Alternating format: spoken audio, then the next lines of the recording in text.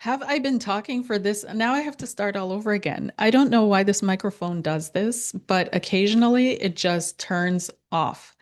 And now it's like I started perfectly, and there's always something.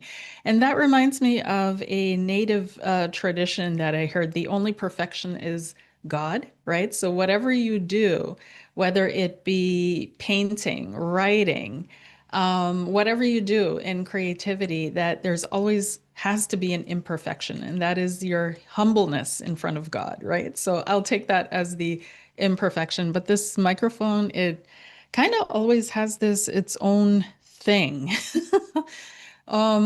Yeah. So anyways, let me start over. Thank you guys for showing up. I hope you had a wonderful, beautiful start to your Sunday. I hope you're chilling. I hope you're relaxing. I hope you're enjoying the day. I hope you've got your feet up. I hope you have some good food or beautiful tea or some good wine and you're just enjoying the moment. You're just there. I hope so.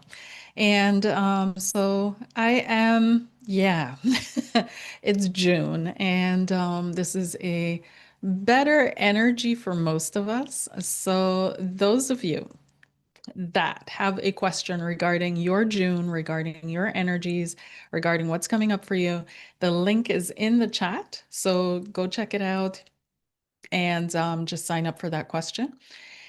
And we'll be looking into that today, your questions. So if you have personal questions, please check the link in the chat. And if you have general questions, such as politics, what have you, celebrity, I don't know, whatever it is that you want to hear about, know about, just throw the question in the chat and I will work my way through all of them. And otherwise, I am what I was saying before, and unfortunately, you guys weren't, yeah, unfortunately, this microphone has its own life. That's okay. It's all consciousness, and we're just awareness moving through it, but or less than. But my Substack is back up in a sense that when I was a kid, I always wanted to be a writer. I did. I wanted to work for the Peace Corps. I wanted to be a lawyer. I wanted to be a writer. And I wanted to be the witch in the woods because I had some kind of a memory of living on this island in the middle of two streams that were going left and right of the island and just being the one, right? That was somehow, the bridge between the worlds. And so in a sense, I guess I'm manifesting that in a way, but I've started to write again. And so writing is where I feel like I can express myself. I love, just writing out my thoughts. I flow into poetry, some good, some bad. And but writing is my thing. I love to sketch, I love to paint, I love to draw as well. And that's another avenue, but writing I think is my core field. And I had this series sitting with me for a long time and just observing, just watching and just looking out. And the core theme of the cultural programming that programs all of us and how we recognize how we program ourselves, how um, collectives like family programs ourselves us, but when it gets to the cultural programming part, that's a little trickier for a lot of people. And so this whole series is tracing that arc on one example, one pretty interesting example, how it rooted and branched out. That's why I called it the seed. And so I hope you guys dive into that. Drop a comment. Let me know you were there. Let me know what you think, what you see, what you feel reading it. If it inspires you or triggers you or what happens within you. I'd love to hear from you. And then the next thing is Patreon. Yeah. So last year, you guys came with me on the energetic sovereignty trip, and where we dove into keeping your energy feel clean and clear and recognizing buildup and how that can manifest and so on and so forth. But we also did the Saturna series, and Saturn was pretty. That was another one where I received a download that Saturn is feminine, that she is has been slandered over these years And that is actually a feminine energy in the universe, that our solar system is completely and perfectly and absolutely balanced between masculine and feminine energies. And we dove into what that actually looks like. But this year, I felt like diving into another symbol that has been going with me for quite some time, and that is the Black Mirror. Yes, I know some of you guys are going to be thinking about the TV series, The Black Mirror. And yes and no, it kind of dives into that a little bit, but dips out again. Yes, it is reflective, but it's also a fun series. I hope it's going to be fun at least, where we dive into all kinds of topics that have to do with spirituality, paranormal, and things that are unexplainable, things that have, maybe you've seen, maybe you've experienced, but you have no other outlet to share it with someone with, as in that Patreon group. So we'll start off with 1 week where I'll just talk about the topic and everything that's known on the topic, and that'll go over actually 2, 3 weeks, based in different formats, and having you work with the energies as well. But then in the last week, we'll have a meetup where we just dive in and share, like where you've heard about it, where you've maybe experienced it, where you've maybe. So I started off with a poll. So make sure you're in the Patreon group and that you participate in the poll so I know what to do next. And so that we're co-creating together. And let's see how that, I'm pretty sure I'm excited about it because it's going to be really, really, really fun. And deep topics, but also easy topics, light topics, fun topics, and all kinds of things though, from black-eyed kids through you name it, anything that showed up, sirens, mermaids, anything, right? Yeah. So that's pretty much the plan. Then there is the full moon coming up June 29th, and that is the Jyeshta Purnima, and that's the full moon in Scorpio. So we'll be diving in there, and I'm offering on that full moon a free get together, a free moon gathering where we're going to be focusing on your moon in your chart and how that plays out. And I'll do a little bit of a ramble today on my moon and my chart and how that played out. And Jyeshta is it's also known as the elder, right? So this is a time traditionally where it's important for elder siblings. So in my lineup, I'm the eldest. I have two younger half brothers, and I see them as my brothers, but the family is just what it is. So they're half brothers. Anyways, so I'm sure you guys that were first and that were the eldest, that you also heard the line, you're the eldest, be the example, set the example, all of that, right? So we'll dive into what it means to be the eldest and to hold that energy, and to how it shows up in your chart, but also in the rest of your life, and how the rest of your chart actually, balances it out. Not a complete chart reading, because in the group that will be too much, but just looking at your moon in particular. So I'll share my moon with you guys today, and how that showed up in my life, and what I'm doing with it, what I'm doing with it, and what I realized and what I grow from. Then yeah, let's just leave it at that, because otherwise it's just, I don't want to put all my cards on the table here. So once again, if you have any questions, just post it in the chat, and I'm more than happy to get to you. Okay. And thank you guys so much for letting me know and trying to get through to me that there was no sound on. Yeah, but now there is. Okay, so let's dive in, and let me light my candle here. And while I'm lighting my candle, just take a deep breath in. Just breathe in through your nose, out through your mouth. Allow your exhale to be longer than your inhale. And be try to be really intentional about being in this moment, in your life, in this place. Feel your feet, feel your legs, your knees, your back, your arms and hands, your shoulders, your neck. And you can just, stretch your neck a little bit, your head, and allow yourself to just completely relax and just make a note of how deep you're breathing.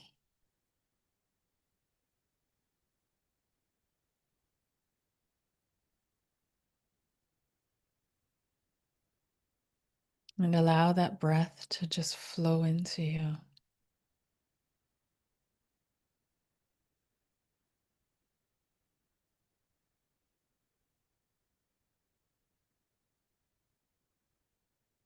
And allow the breath to flow out of you.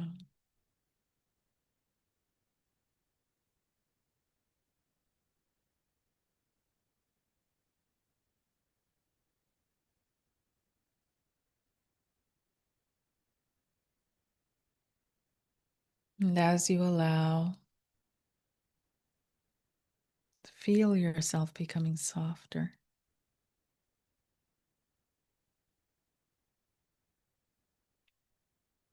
more permeable, more feely, more connected.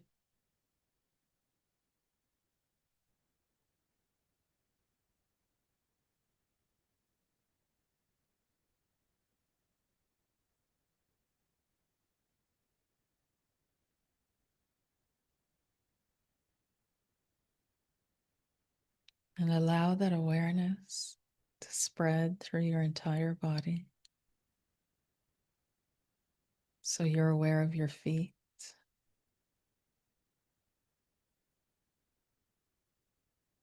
where your body touches your seat, your shoulders, your hands, your head.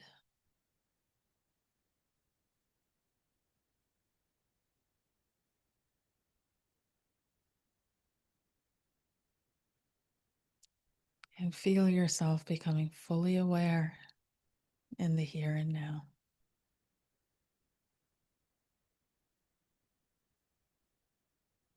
Mm.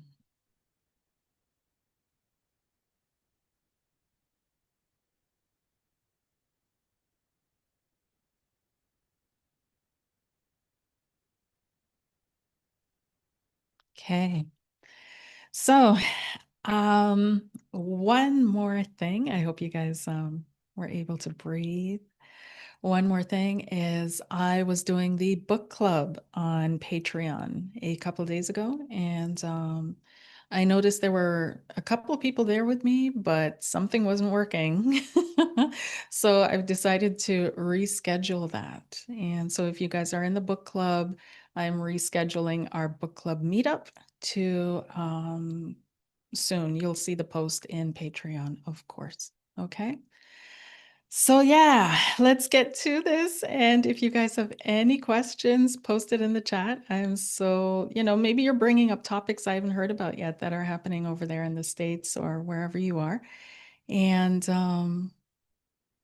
yeah, let me know what questions you have. Alrighty, so let's have a share and care while I'm waiting for you guys. And that is regarding my chart. So let me just pull this up here. Mm-mm-mm.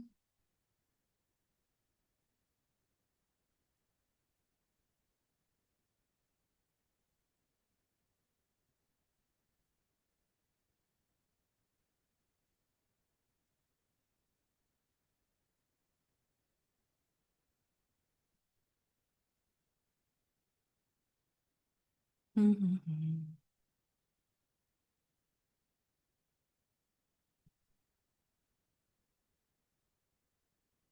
All righty.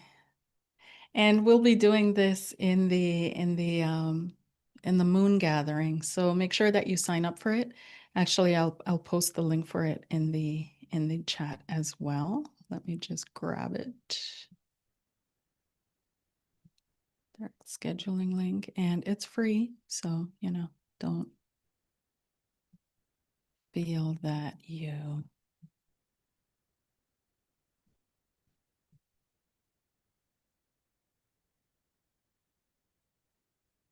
And so a couple of years ago, I did this video on disconnecting from the moon and the energies from the moon. And actually, it was from the, once again, you guys, if you have personal questions, the link for that is pinned all the way at the top.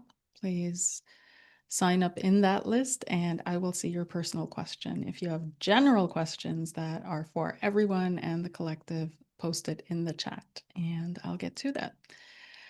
Okay, so anyways, a couple of years ago we did this session about disconnecting from the moon, right? And disconnecting from the moon matrix or the moon energies and the negativity that is around that, and not diving into the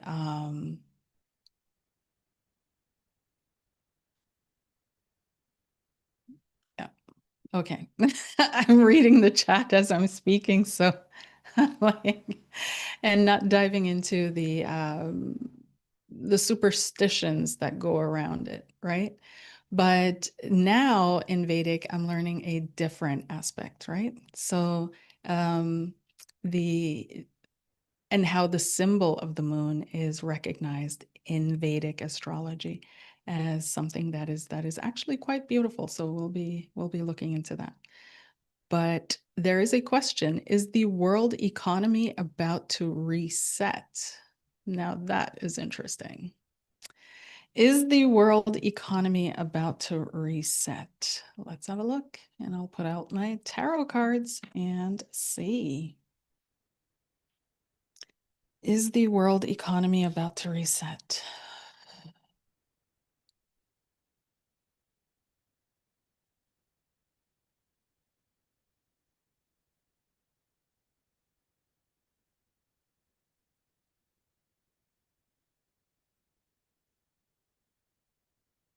There are a lot of people that are invested in it that want this to happen, but there are also a lot of quiet players that are just not invested, that are not interested. I feel like this is a running story that has been going for some time, that hasn't shown or fruited much yet. I believe the reset has, in a certain sense, already happened. Um, but when we're looking at the kind of reset that you may be talking about, where we literally, all of a sudden from one day to the next, money is completely devalued. Nobody's using cash anymore. A new system has been incorporated and put into place.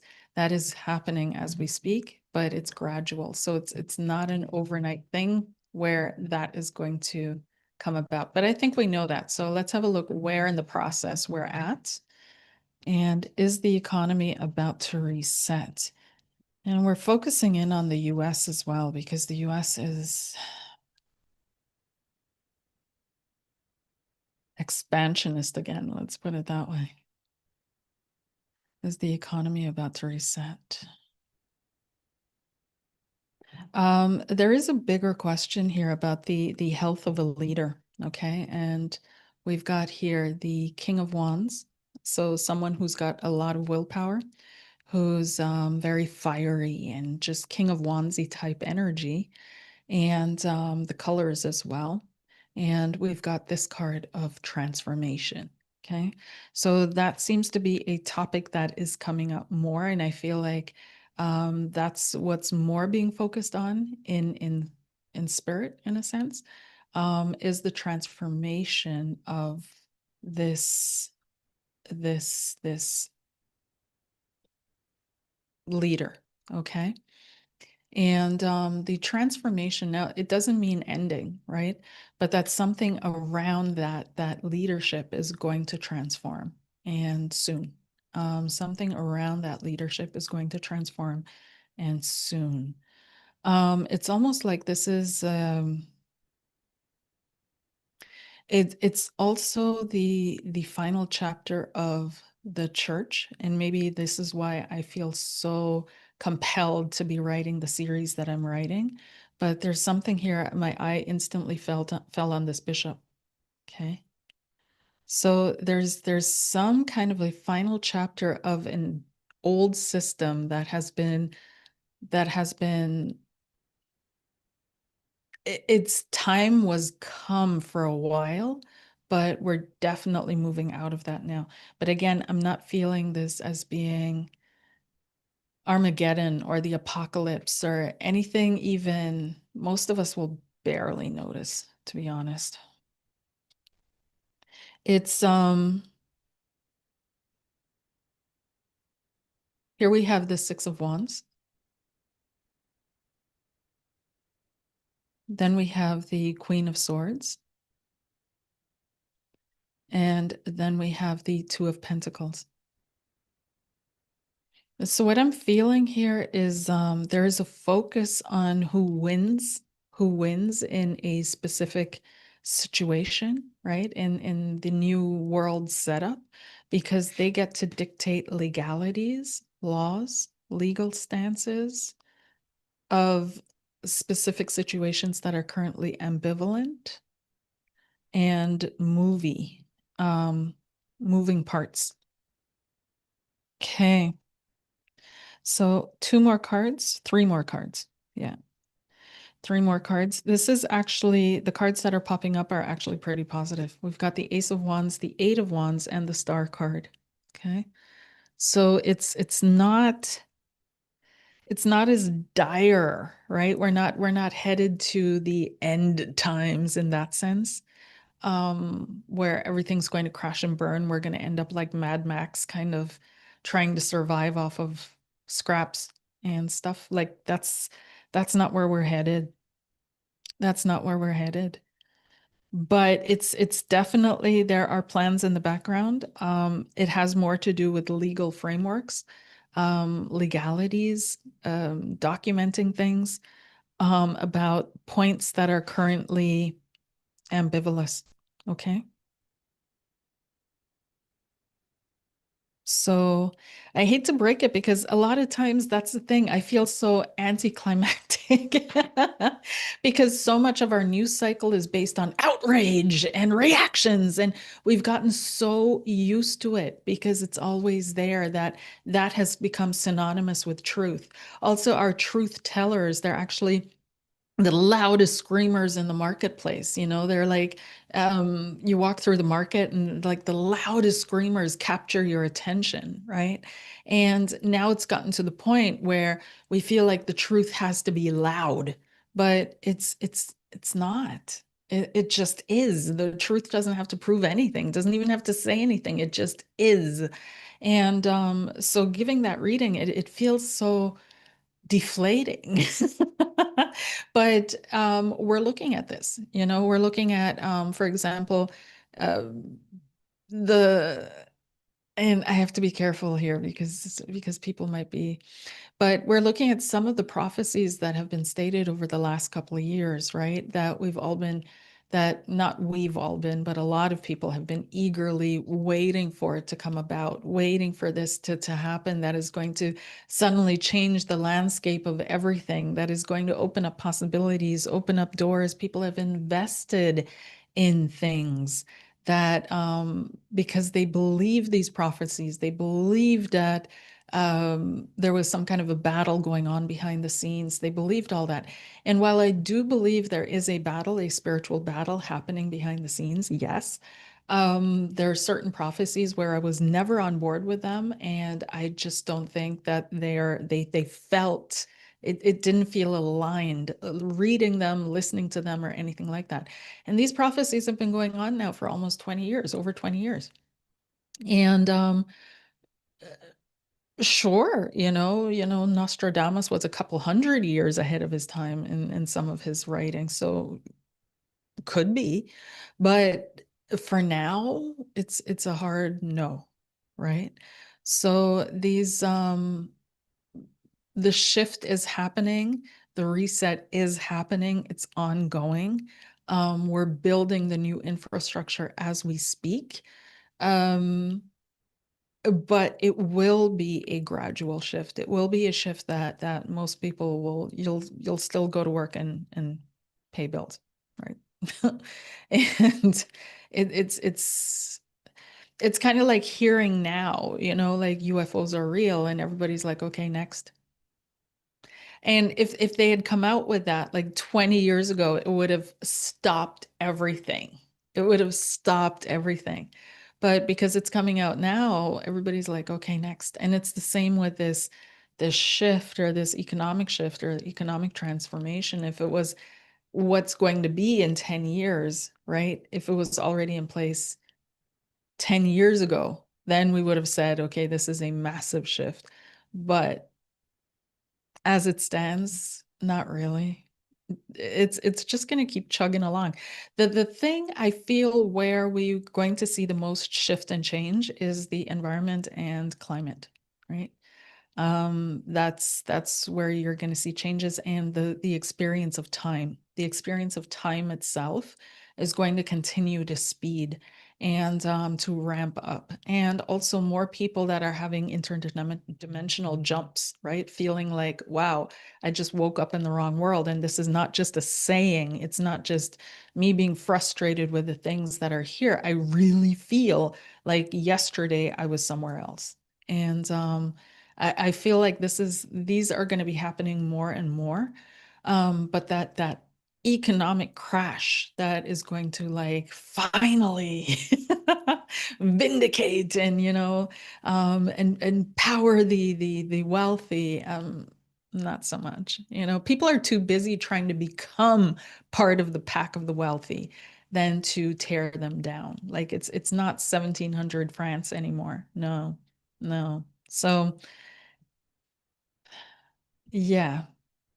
But the news is going to continue pushing that because it's exciting, because it gets us going, it gets a reaction, it gets you emotionally blip, you get that buzz. And so yeah, it's going to continue. Let's see here. Um, is it safe to ask on this format if Trump is unwell? He's definitely unwell, and I was saying that 2 years ago already. And where are the missing USA scientists working on asteroid related topics? Yes, absolutely. Absolutely. So let's have a look at President Trump, and let's see if what's happening with him. Apparently, the last news I heard on him was that he hadn't been seen in 8 days. Somebody correct me. Has he been seen since? I don't know. I'm not really keeping up. Like there's so much happening in Germany and other countries around the world as well. So it's incredible that yeah. So what's going on with Trump? So the first card that fell out was Three of Swords. Three of Swords fell out, and then I accidentally pushed it right back in. But let me try and find it. Three of Swords. So Three of Swords has to do with it's clear he has heart issues. Like we know that, we knew that.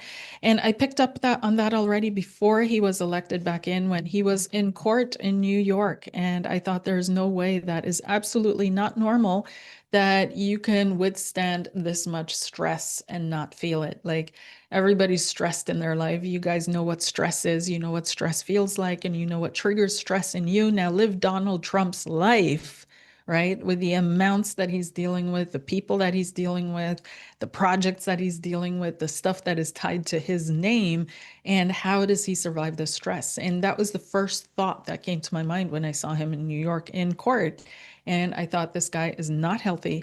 And back then, nobody was talking about his health too much, not too much out in the open, a little bit, but not like they are today now. And I felt like he's being helped to stand upright, to keep walking. So the Three of Swords is here, and it's definitely showing me that there are heart issues there. That there's also some kind of a negative diagnosis. There's some kind of a feeling like there is okay, this is what it is, no hope to the situation. Um, However, it's still not the end yet. It's only the number three. So he's still, don't worry. He's not going anywhere. But he's going to tone things down, Page of Coins. Okay. So we'll see him still doing his thing, but for him, right?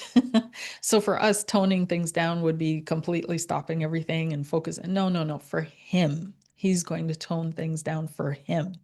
So we've got the Page of Coins here. So he might lay a little bit lower. He might take things a little bit slower.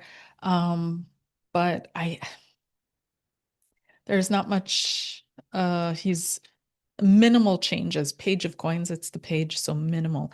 He's still going to be his victorious self, right? So yeah.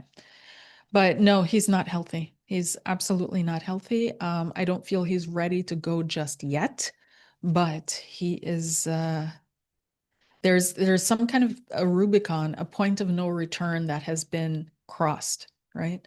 So either there's so much damage he's now having to live with that, or yeah, there's some kind of a line that has been crossed and there's no going back. He's not going to get healthy again. He's not going to suddenly, drop 100 kilos and become healthy. That's just not going to happen. Um, were the missing the USA scientists work on asteroid related topics? Wait a minute, there's something else that's popping up here. Is there another?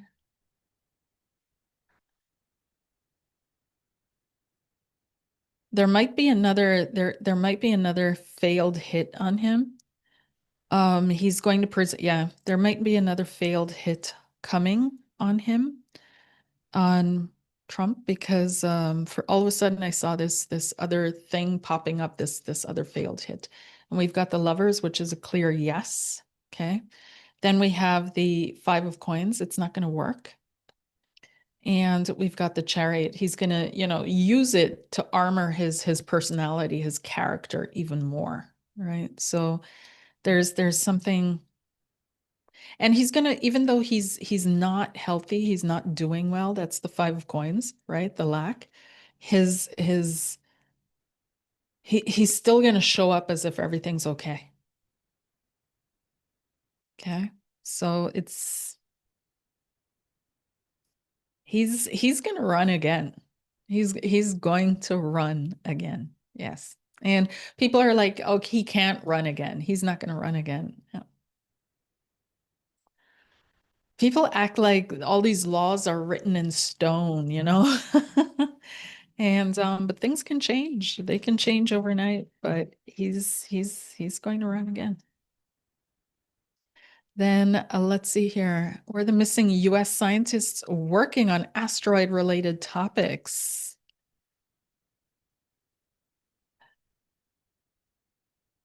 Let's see here. The missing US scientists. Were they working on asteroid related topics? We've got the Five of Swords, the Eight of Coins, and Judgment, Four of Coins, Magician, and Three of. Okay, he's got something to do with this. He's popping up here again. President Trump. Okay, he's popping up here again, and there's something he knows, or and not him personally, of course, but the administration that they're not releasing, right? But there's something that is happening here. This is interesting. The magician has to do with creating things out of nothing. It has to do with manifesting things. It has to do with working magic, the kind of magic that, it's so advanced, we think it's magic, that kind of thing, and being disappointed by it, taking control of something, having control over something, owning something. But the first card that fell out was the Five of Swords, and this is sabotage. This is backstabbery, sabotaging, warfare. This is the card of war. And so it would be interesting to check up. And I wanted to do that, but I haven't done that. If there are other scientists that have gone missing during this time as well from other countries, and which countries, right? Or just American scientists, because this has to do with some kind of sabotage, has to do with warfare, has to do with um, targeting, right? Targeting, stealing, targeting. That's what I'm picking up. Has to do with work that they were doing, Eight of Coins, mastering something, mastery, and has to do with raising something up, building something, creating something, raising something up, and something being denied. Four of Cups, denied. Okay. So I'm feeling like these scientists, this was some kind of a sabotage. It was some kind of it was targeted for sure. It definitely, of course, had to do with their work with the Eight of Coins.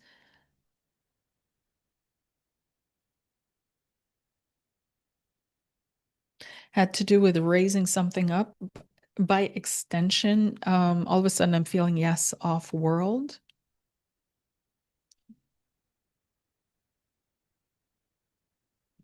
But the Four of Coins is something was denied.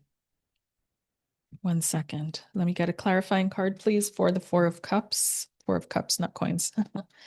Four of Cups. Clarifying spirit, please. Knight of Pentacles, long-term work. Chariot. Four of Coins, High Priestess. Yeah. Okay, so we'll stop at the High Priestess. Uh, yeah, they were working on something. They were absolutely working on something. And I feel like some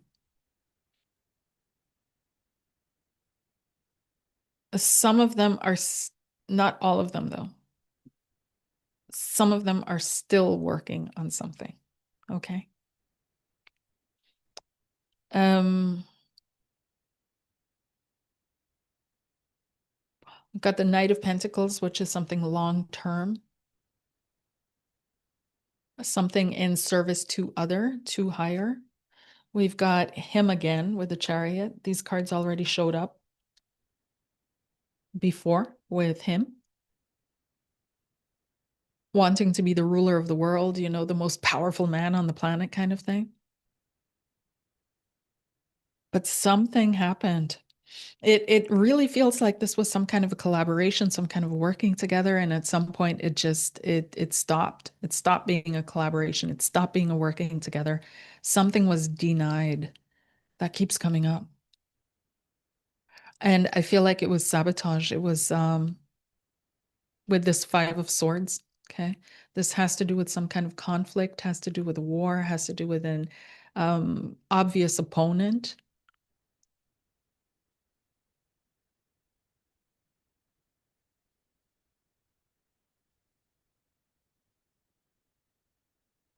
Hmm.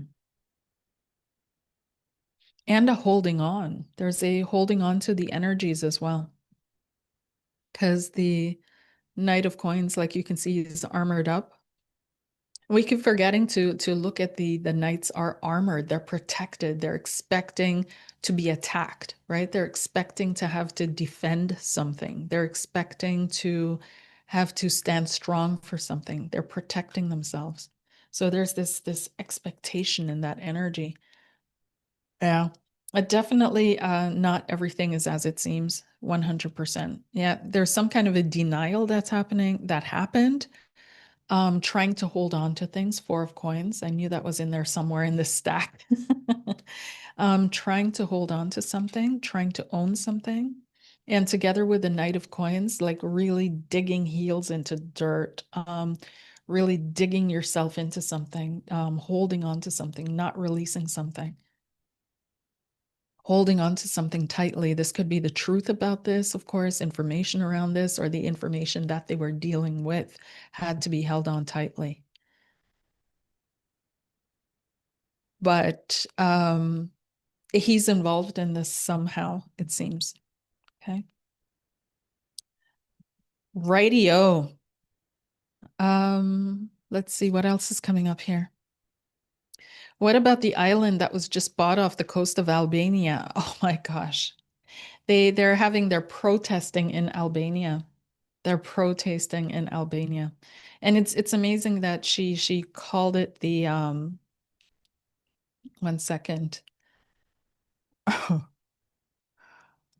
Um, yeah, it's amazing she called it the Mediterranean because it's actually the Adriatic, not the Ionian. I wanted to make sure it's not the Ionian Sea, but it's the Adriatic. It's they're being, people from that area, they're they're very particular. Oh gosh. And so I saw some stuff about that and I just thought it's amazing still in 2026 how it's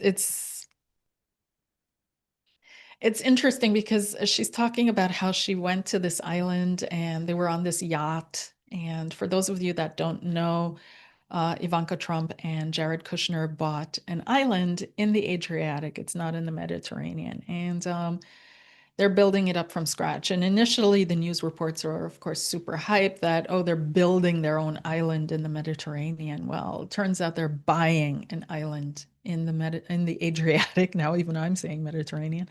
And it's off the coast of Albania. And so it belongs to Albania still, or used to. And so Albanians, generally speaking, are not too happy about this. They're not happy at all. And a couple have, of course, brought up Epstein Island and wondering what they're going to be doing with that island and what it's being used for and what the real goal and motivation is. And so let's have a look. Let's have a look. So, anyways, Ivanka went on and did this interview where she was like, "Oh, we were just on a yacht and we happened to sail by and we stepped foot on this island." And I heard somebody crack a jokes like she's Christina Columbus. She's acting like she just, discovered this land of or uninhabited island in yeah, one of the longest most inhabited places on in this area, right? So anyways, they ended up buying this island and are now building whatever they want to build or going to build, but Albanians are protesting. They're saying like, no, we don't want to sell this island, we don't want them to have this island. And let me look that up if I can show that to you. But yeah, it's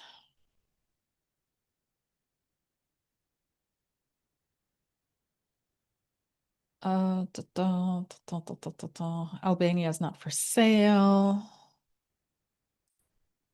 One second here. Share.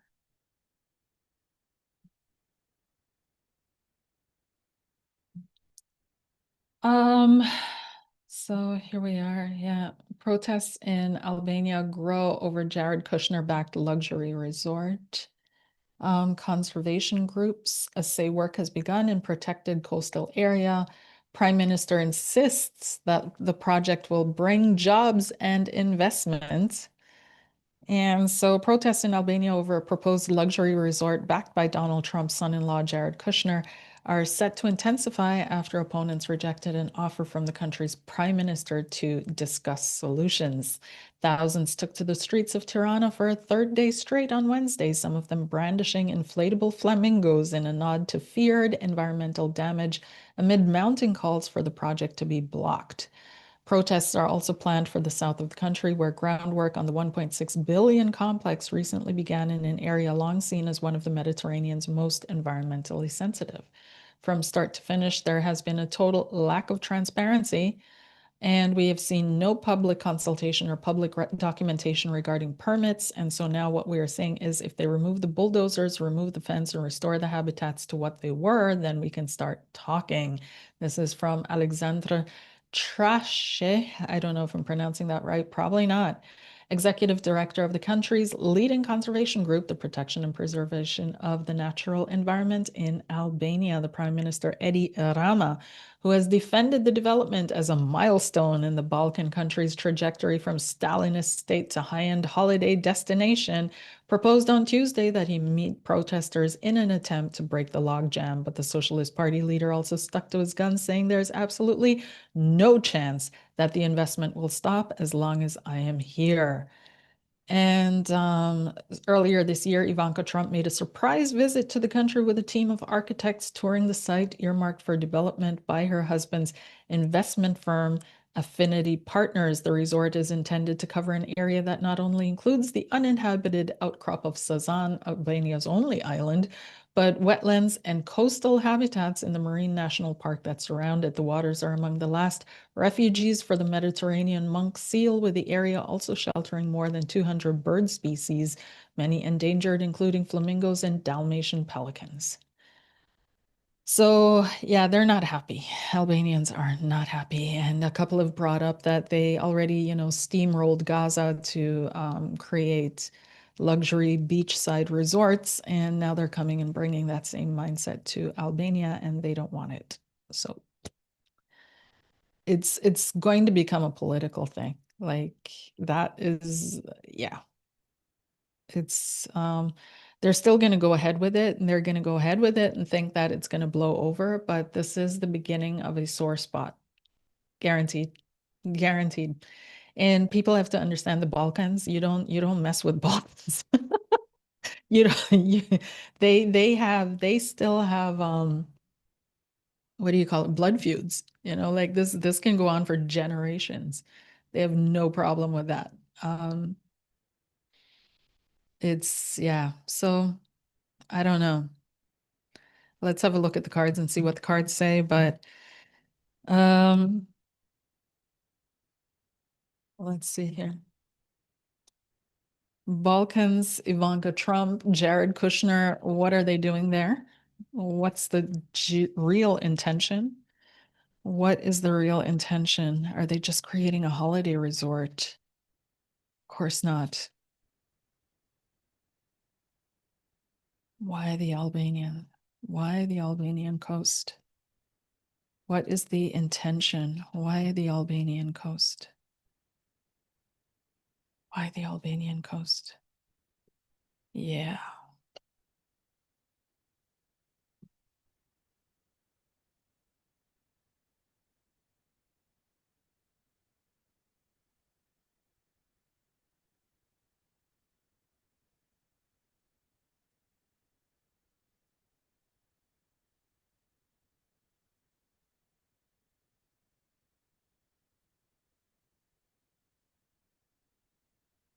They're going to fight it. They're going to fight for it and muscle their way through.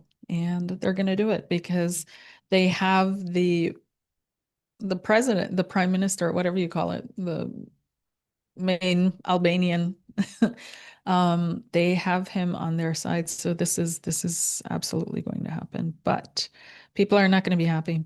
So there's a ritualistic or a spiritual intention behind this. We've got the high priestess, which of course can indicate that, yeah, the answer is kind of like hidden, right? There's the veil. But we've also got the King of Pentacles, which can also be a kind of a oh, high priesty type of energy, right? So someone who definitely a financier, definitely massive amounts of money going into that, funneling into that. But there's more. I feel like because the high priestess is veiled and hidden, that there are structures going to be built there that are clearly veiled and hidden. Like it's not just on the surface. There's deeper things that are going to be built there. And it's kind of like the obvious thing, like when Trump stated he was going to rebuild the East Wing, is it, of the White House? And people were like, okay, and he's going to build a ballroom. And we all knew it wasn't just a ballroom, but everybody kind of took it at face value in the beginning. And then he had to admit that he was building stuff underneath. This is the same thing. So there's some kind of a tactical purpose for this, but it's also a spiritual purpose. And I feel it ties to the Israel. It ties to, it's on the other side of the Mediterranean. If you're looking, where is this? And let's just have a look at where they're actually building. Hold on a sec. Let me pull that up. It's tied to that. They're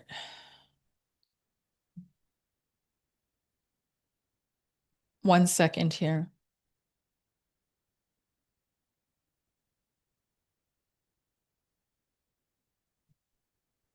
Um,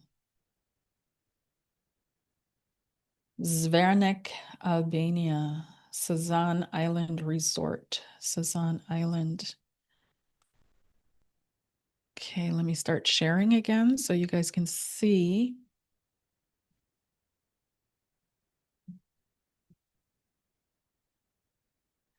It's located on Sazan Island in the protected coastal area of Zvernik near Vlore. I can't pronounce all these Albanian words. Albania. Backed by American investor Jared Kushner. I'm telling you, America is on this expansionist thing right now. The project is valued at approximately 1.4 billion, expected to transform a decommissioned military island. What did I just tell you guys? I can't. I can't. I knew it. I knew it.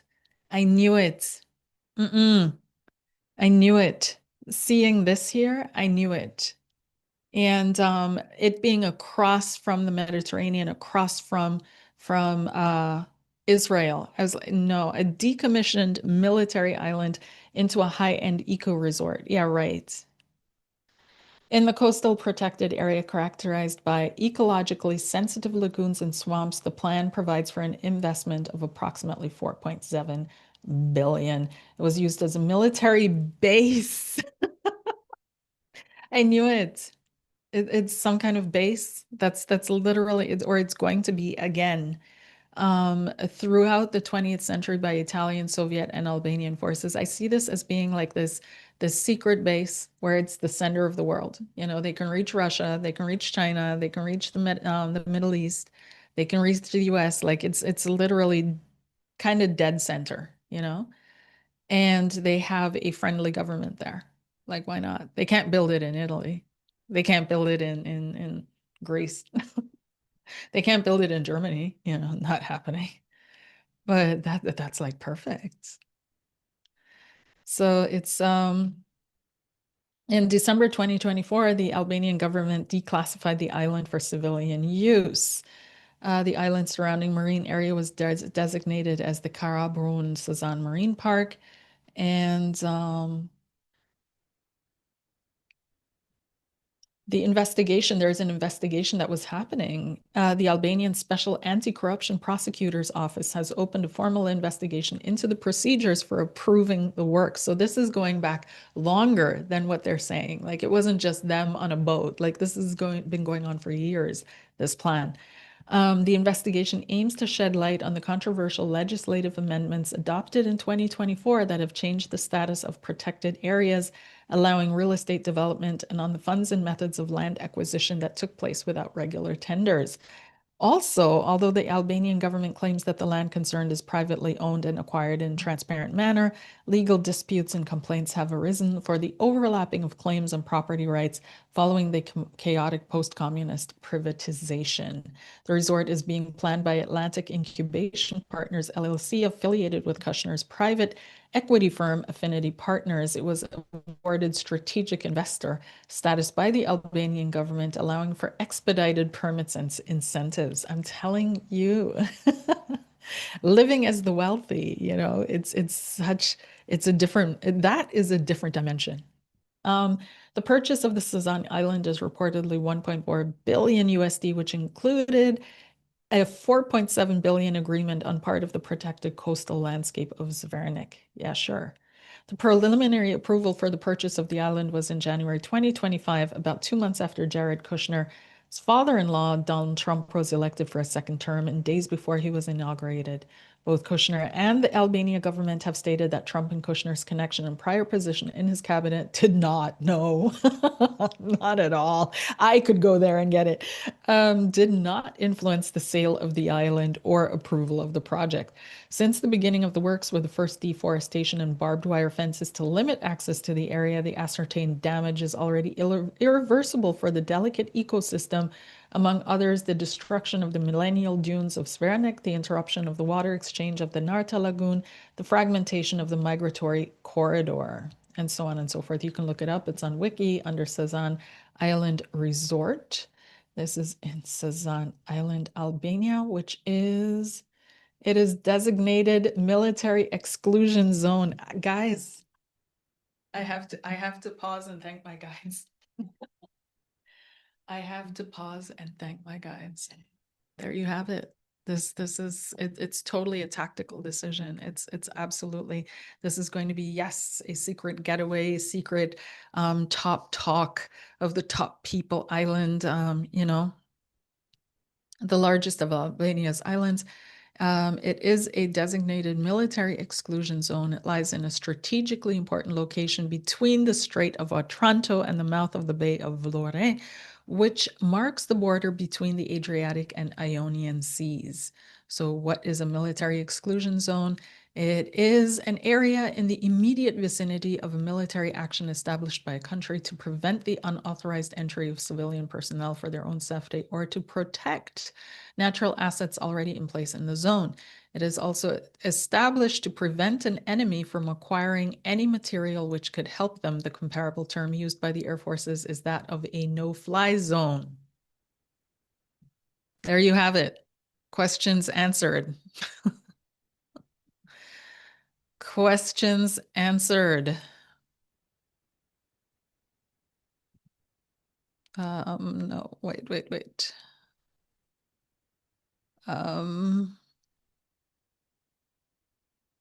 There, that's what I'm looking for.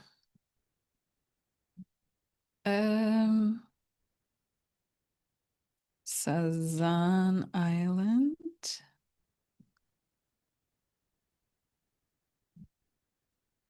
This is reminding me of James Bond. It's giving me total James Bond vibes.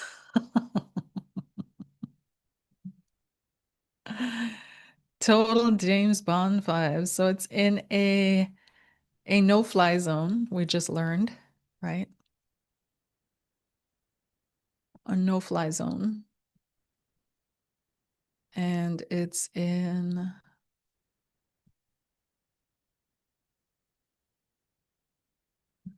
let's have a look at some photos.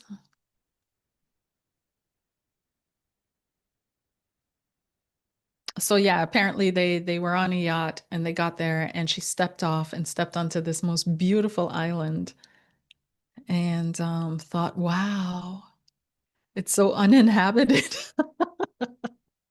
I need to have it. Uh,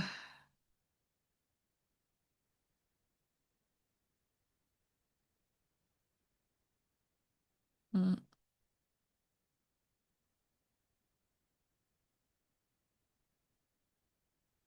Alrighty. Yeah. So we're not naive anymore. We've been there, done that too many times, right? We know what these people want.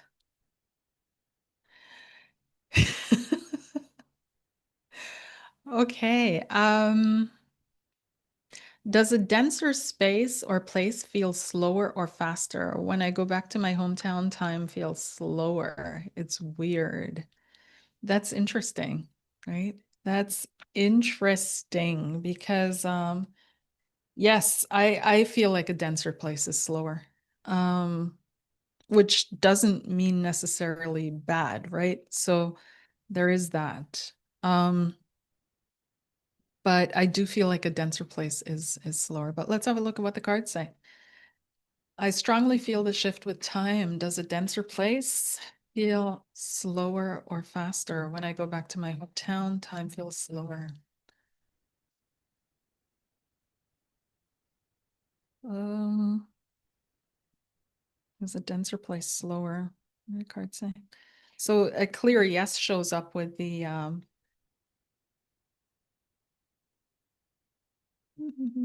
with the lovers and the Queen of Pentacles. Then we have the Hanged Man, the Five of Coins, and the Knight of Swords. Yeah. So it can also, like a denser place can also, now it depends on your frequency, right? What you experience as denser.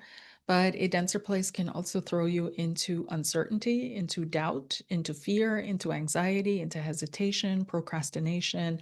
Things, yes, slow down, and you experience it as you are slowed down, right? Like you are limited in how fast you can make things happen, how fast you can make things go. You may even get to a point where you feel like nothing works for you, the 5 of coins, and you're going to have to shake things up to make things happen. The Knight of Swords, right? And again, the knights are always armored and prepared. So yes, yes, yes, a denser energy can be experienced as slower. But again, this is not necessarily a negative. It depends on your energy and how it interacts with it and harmonizes or not with it. But in the case of it being a negative experience, then you would be experiencing that things are slowed down, more difficult to make happen. You feel slowed down, you feel denser, you feel heavier, and so on and so forth, which is why I also moved to where I'm now living, right? Because where I was living before was absolutely super beautiful and wonderful people and all of that, all good, but the energy just wasn't conducive with I thrive in coastal areas. I thrive near the sea. I need water around me, or close to me. And so I ended up moving here because why should I live somewhere where I'm not thriving, where I feel weighted down, where I feel dense, where I feel heavy, where I'm landlocked, where I don't feel the breeze off the sea. Like, no, can't do it. So it's and it all depends on you though, because some people feel like they've been living here a while and they're glad to leave, right? Because I was walking the other day and I ran into this guy. His dog was absolutely cute. And it was his dog, not him. But his dog was super cute, and she just this playful puppy, and she came running up to me and her tail was wagging, and I just had to tell her how beautiful she was. And so we ended up talking, and I was like, yeah, I just moved here. And he's like, oh my gosh, I can't wait to leave. Like it's so dense for me here. It's heavy. And it wasn't his place at all. And so he was moving somewhere where it was a little bit better for him and what he was looking for. But yeah, he felt stymied, he felt blocked, and I don't feel that. I finally feel like, whoa, I've managed to balance some things in my life, and it's it's it's all right. Let's see here. Sometimes I feel like the air is heavy and I have trouble moving through it, like gravity is pushing me down. Yes, that is also the time feels slow now. Yeah. That is also, everybody's noticed that we've kind of lost momentum. We lost steam since 2020. Everybody's noticed. The world has, it's the joy is slowly returning, but it's not the same quality. As an example, like Germans used to love going clubbing, right? Like that's their thing is clubs. That's what. And but in the area, they've been shutting clubs down left, right, and center because people are just not going out anymore. They're not clubbing like they used to pre-2020, and they can't seem to drive the numbers up that they would need to maintain. So it's the whole culture is shifting, and it's happening worldwide, not specifically with clubs, right? Like in this area, but with whatever it is that this expression of joy is just a little muted right now. And joy is what elevates, it's what livens up, it's what lightens the mood, right? And so people are there, and we're upset, like people are angry, and there's this angry cloud that is going around the planet and just building. People are not happy. And we have moments, of course, of happiness. But in generally speaking, we know this. I'm not saying anything we don't know. Let's see here. Your view on the moon changed my whole practice. Yes, yes, yes, yes, yes. So yeah, getting back to the moon, speaking of the moon. So as you guys know, I'm diving into Vedic astrology. And why did I do that? And once again, and I think this is the last time I'll explain this and clear this up, is I'm human and I keep shifting and changing and learning. And but for a long time I was against astrology because I just didn't like how it was being utilized and used. It was commercialized to the hilt. It was being marketed without full understanding. People were using it in a sense of I can't do anything. This is what it is. I'm just a program and I have no free will kind of thing. You guys know what I mean by that. And oh, it's Mercury retrograde and this is why nothing's working. No, no, no, no. The planets and the stars and all of that have, and I still believe that, and I still stand behind that, is that they don't have more power than your free will. But where I will expand that is that your free will isn't just a mind decision. It's not just, oh, this is what I decide to do, because we can easily prove, and people have done it, that for the most part, most of your decisions on a daily basis are not free will, right? They're collective will, they're manipulations, they're all of this and all of that. But I'm not going to get into that. That's another Substack. Stay tuned. The power of the will, and how you make 20,000 decisions a day, and then you can't beat yourself up when you go home at night and you just don't have the willpower left because you have a finite amount and that's how they trap you and get you to say no to the bag of chips, to say no to binge watching Netflix, right? So it's a whole thing that has been observed, and that's actually, I'm going to file that away and put that into my Substack idea box. But yeah. So, anyways, I do believe that free will overrides. And that's because I read that. Not only do I personally believe that, because of my personal downloads and my personal connection with my spirit guides, with spirit, higher self, so on and so forth, with God, if you will. But because in the Pistis Sophia, there is a whole section, and the Pistis Sophia, for those of you that don't know, is a book that was written by the Gnostics, and it dealt with what Jesus was teaching after he ascended. So after he had died, after he had left the tomb and came back, and he visited the apostles one last time before he ascended to heaven, and what he was teaching during that time when he was with the apostles.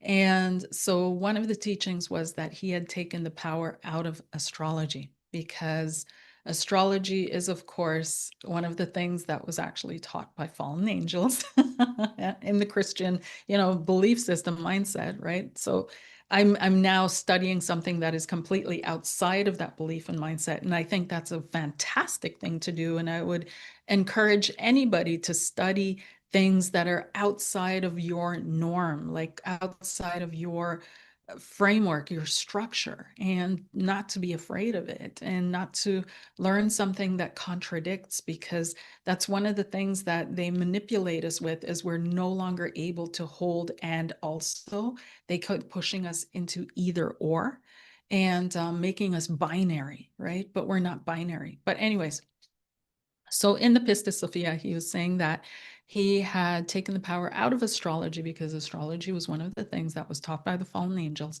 and that it had too much power over the people, and it was revealing too much of the plans of God, in the sense that maybe these were the plans of God, maybe they weren't, but the people were believing it was plans of God, and that belief has power.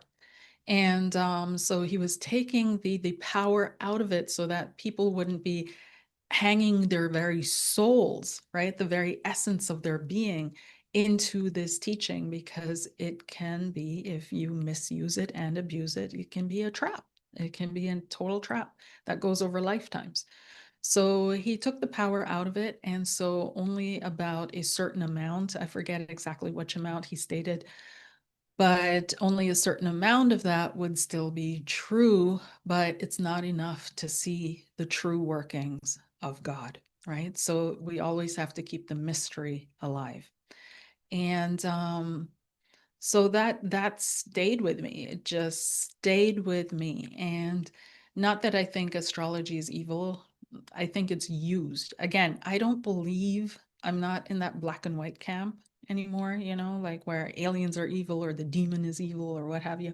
I think if there's evil, which I'm still working out for myself, it's in the actions or lack of actions of humanity and the banality of human actions, as one author put it. I forget exactly which author, but there's this famous quote about evil is actually, it doesn't look evil at all. And that's what I've been finding. It's just the banality of human actions. And that was my second point, is that I've always been strong in personal responsibility and also collective responsibility, right? So we can't keep pushing, like every generation we find a new devil to push things off onto. So back in the day, it was literally the devil. And then we discovered the ego, a couple, our parents' generation, they were all railing against the ego. Now we've decided, okay, an ego, a healthy ego is actually a good thing. And now it's become something else, right? And so we're watching in real time how there is a small group or faction that is now building up the new devil of the aliens, right? These evil aliens that are. So we always need that projection space. And I wasn't having it. I was done with that. I was exhausted by it. Realized it didn't work in my own life, didn't work in my clients' lives.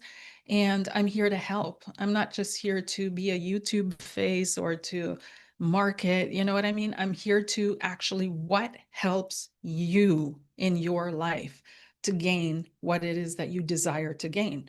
What helps you to move out of the situations that are causing you pain? And the one thing that I always noticed is that hiding behind astrology and saying, oh, it's because of this or that, and then using that to diminish your own responsibility and your own free will in things, that didn't work for me. So I was like, you know what? I'm not going to propagate, right? Astrology. I want to focus on the message that you have responsibility. I want to focus on the message you have power, you have capability, you have strength, you have decisions, you have opportunities, you have potentials, you have possibilities, you have all these things, and kind of walk in the way of Jesus in that way. So fast forward a couple of years, and I slowly get more and more irritated, along with other astrologers, about the gap that was growing massively between what was observed in the heavens and what was celebrated as being real in astrology, to the point that people that didn't actually follow what was in the heavens and didn't think to look it up and didn't care, they were living in a false reality. Right. So they were saying the sun is in Aries when the sun was in actual fact in a part of the heavens that we thousands of years ago designated this, oh, this portion, right, is Aries. So I'm like, how does this even make sense? Like, it just stopped making sense for me. And then I started thinking, whose framework are we following? And then I started comparing the two charts, right? And looking at the information that was coming at us out of the one chart and looking at the information that was coming out us from the other chart. And I started noticing these differences, subtle differences, but they were there. And then the differences started to grow and grow and grow. And then last year was was my, no, last year, earlier this year, yeah, was my was my stopping point, where I was just like, okay, this makes absolutely no sense. And that was the whole Saturn into Pisces, Saturn in Aries, blah blah blah phase. And I thought, this is This is no. And so what I started to realize was that for me, right, and the way things show up for me, the one chart kind of shows the willpower of the dominant group, right? And what they want to achieve and what they're desiring and what they're moving towards. But this is not moving in the same direction as the heavenly plan, right? And so I started becoming interesting in what is that original plan? Like, what would that original plan say if we followed that? And that was a completely different interpretation and teaching. So I started diving into, okay, what's the oldest astrology form that I can find that I can dive into? And turns out it was Vedic.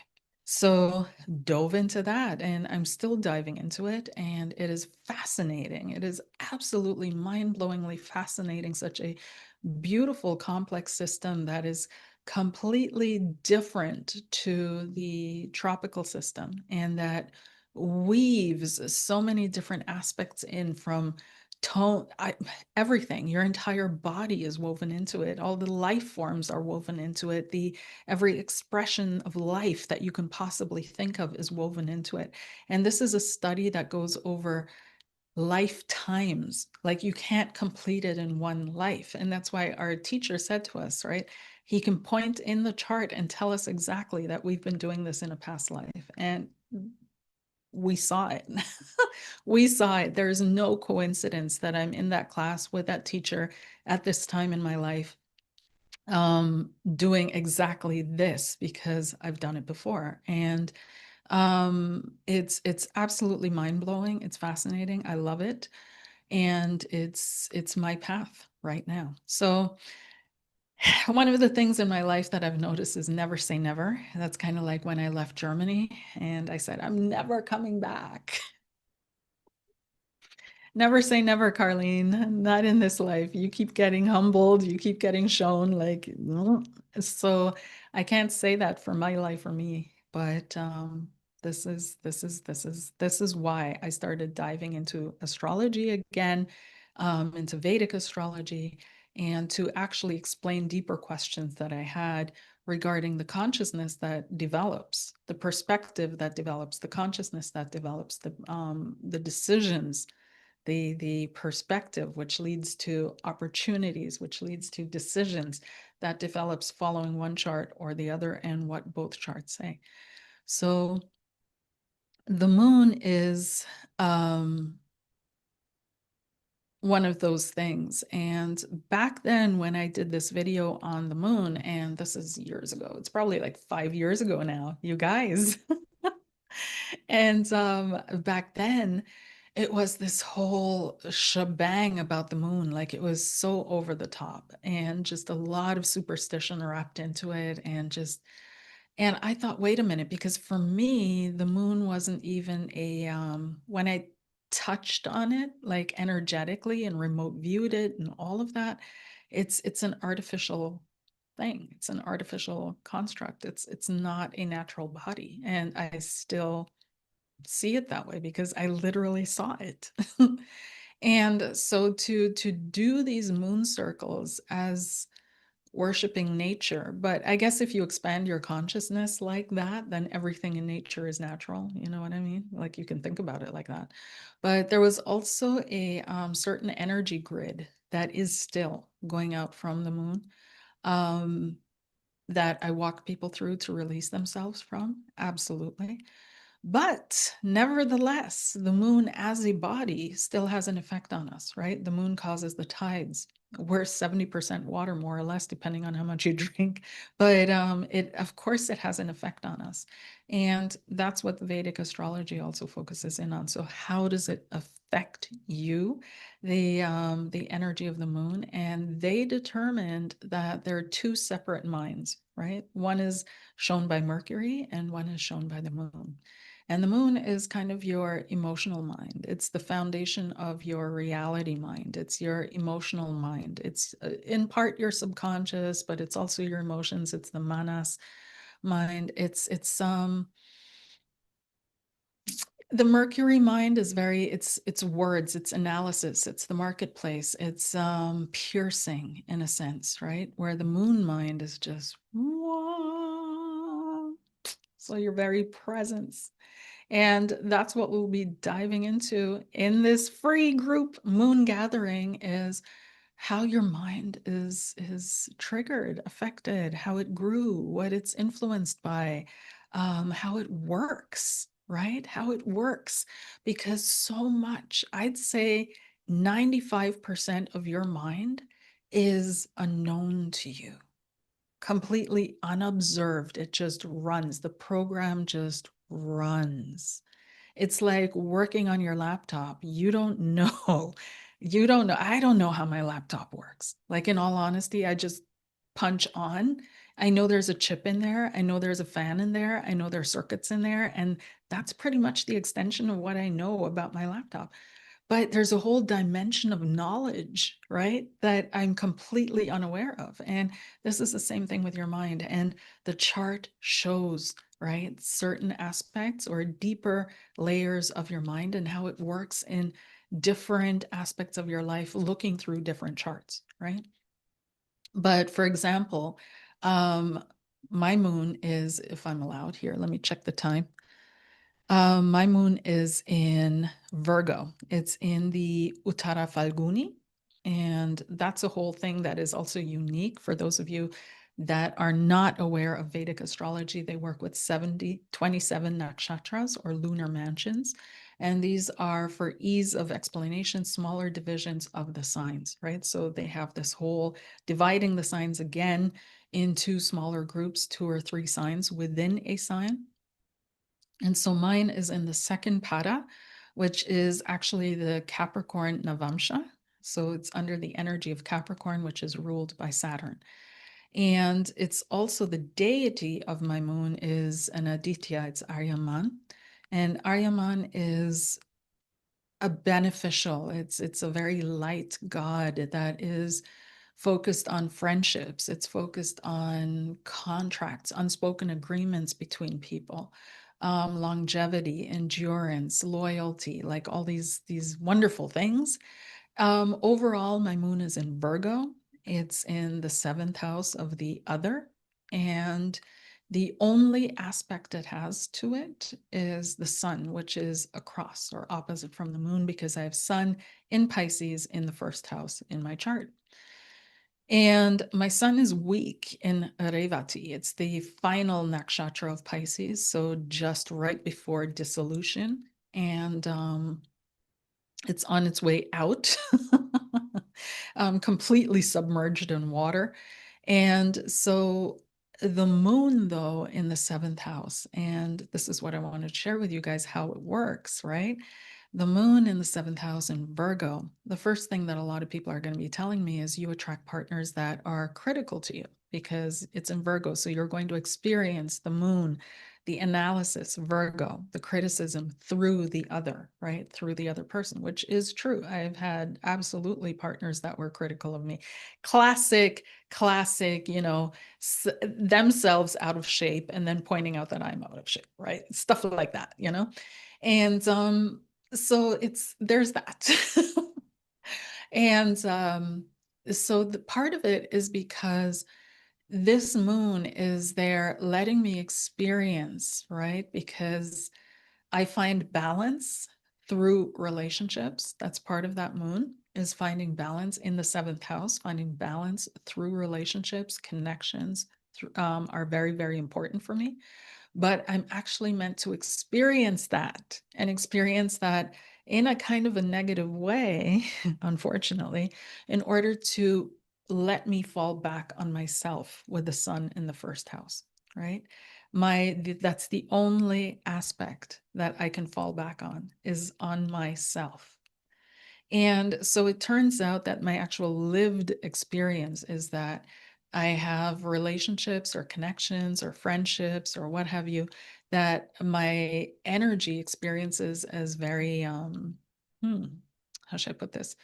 Draining, without putting it negatively. I don't want to be too negative because that wouldn't be absolutely accurate. But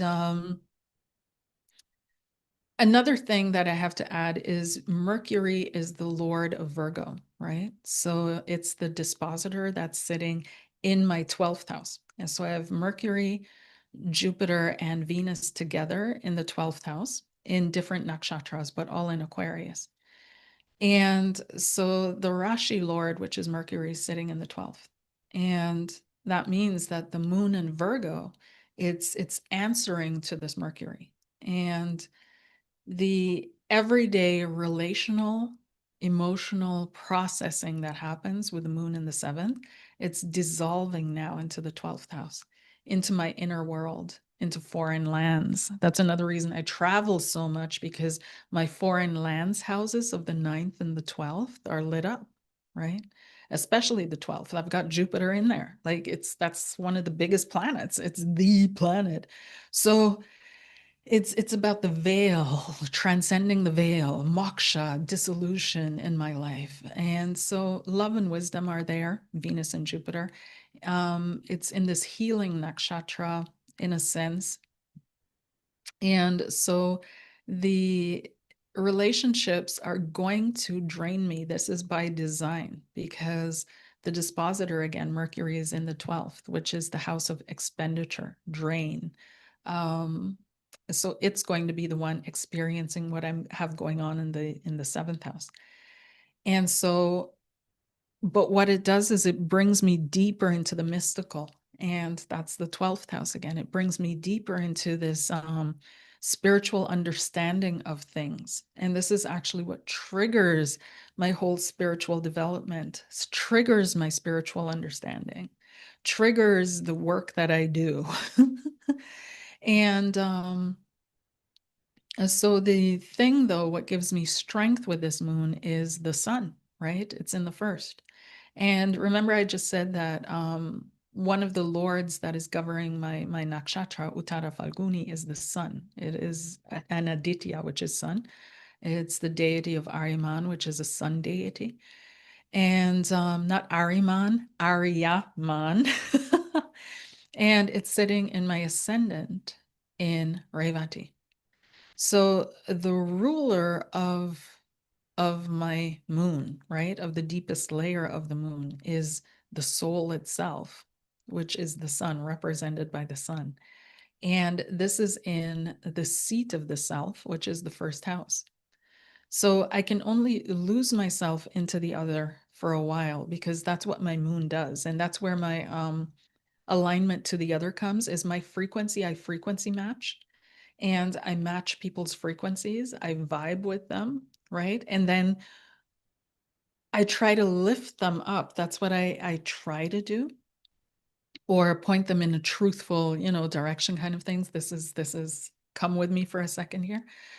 But then at some point, like I can't lose myself. I can't. I can't. And I have to release, right? I have to go to my own frequency. And when that happens, that's when I turn. So I have to watch that, right? When I'm dealing with people, that they know who I am from the get-go. Let's put it that way. And have to be very disciplined and boundaried, because my natural inclination is to not be. And that, as you guys can imagine, is not the healthiest way to move through. So I always have to, and this is in the chart, look back at myself, because the only other um, aspect that is being formed in my chart to the moon is the sun. So I have to look back at myself. I have to find a way to pull myself home, to find my home frequency again, right? And to find my own arc. Now, there's a built-in support there. And I think this is why I have such a connection to Saturn, because of course, Saturn is in my fourth house. So that's a whole other book. But the moon's Navamsha is Capricorn, right? So again, Uttara Falguni, Pada too. So they also divide the nakshatras again into padas. And so this one falls into the pada of Capricorn. And so at the soul level, my emotional mind turns Saturnian, right? And people feel it, of course. People are like, Carlene, there's this seriousness to you. And I can't help it. I'm actually happy-go-lucky. I'm super light. I'm mega free. I just, I like having a good time. I laugh. But at the base core frequency of me, there is this heaviness in a sense, right? Or the seriousness. And it's right there at the base. And it's because in my chart, my emotional foundation, which I've had to fight for, struggle for, a home, belonging, right? All these themes, which I know off by heart, and that's part of my medicine now. Um, I've had to build it slowly by my own hand through time. That's just what it was. But it explains so much of what I've been through. And I've been kind of like mm, moving through slowly through this explanation because I don't want to give too much away too. But there's so much just in your moon, like the the paksha that you were born in, right? Whether you were in the waning moon or the waxing moon, which wing of the moon were you in? And all of that. So again, I'm in Shukla Chaturdashi. So that's the day before the full moon. So the moon is already almost full. But then I've been given a chart where everything that I've built up, I have to empty out again. And that's become one of my things is that I kept saying to people, you can fill your cup, but you have to empty it out again because again that's part of my medicine, right? You have to let go of everything you believe in.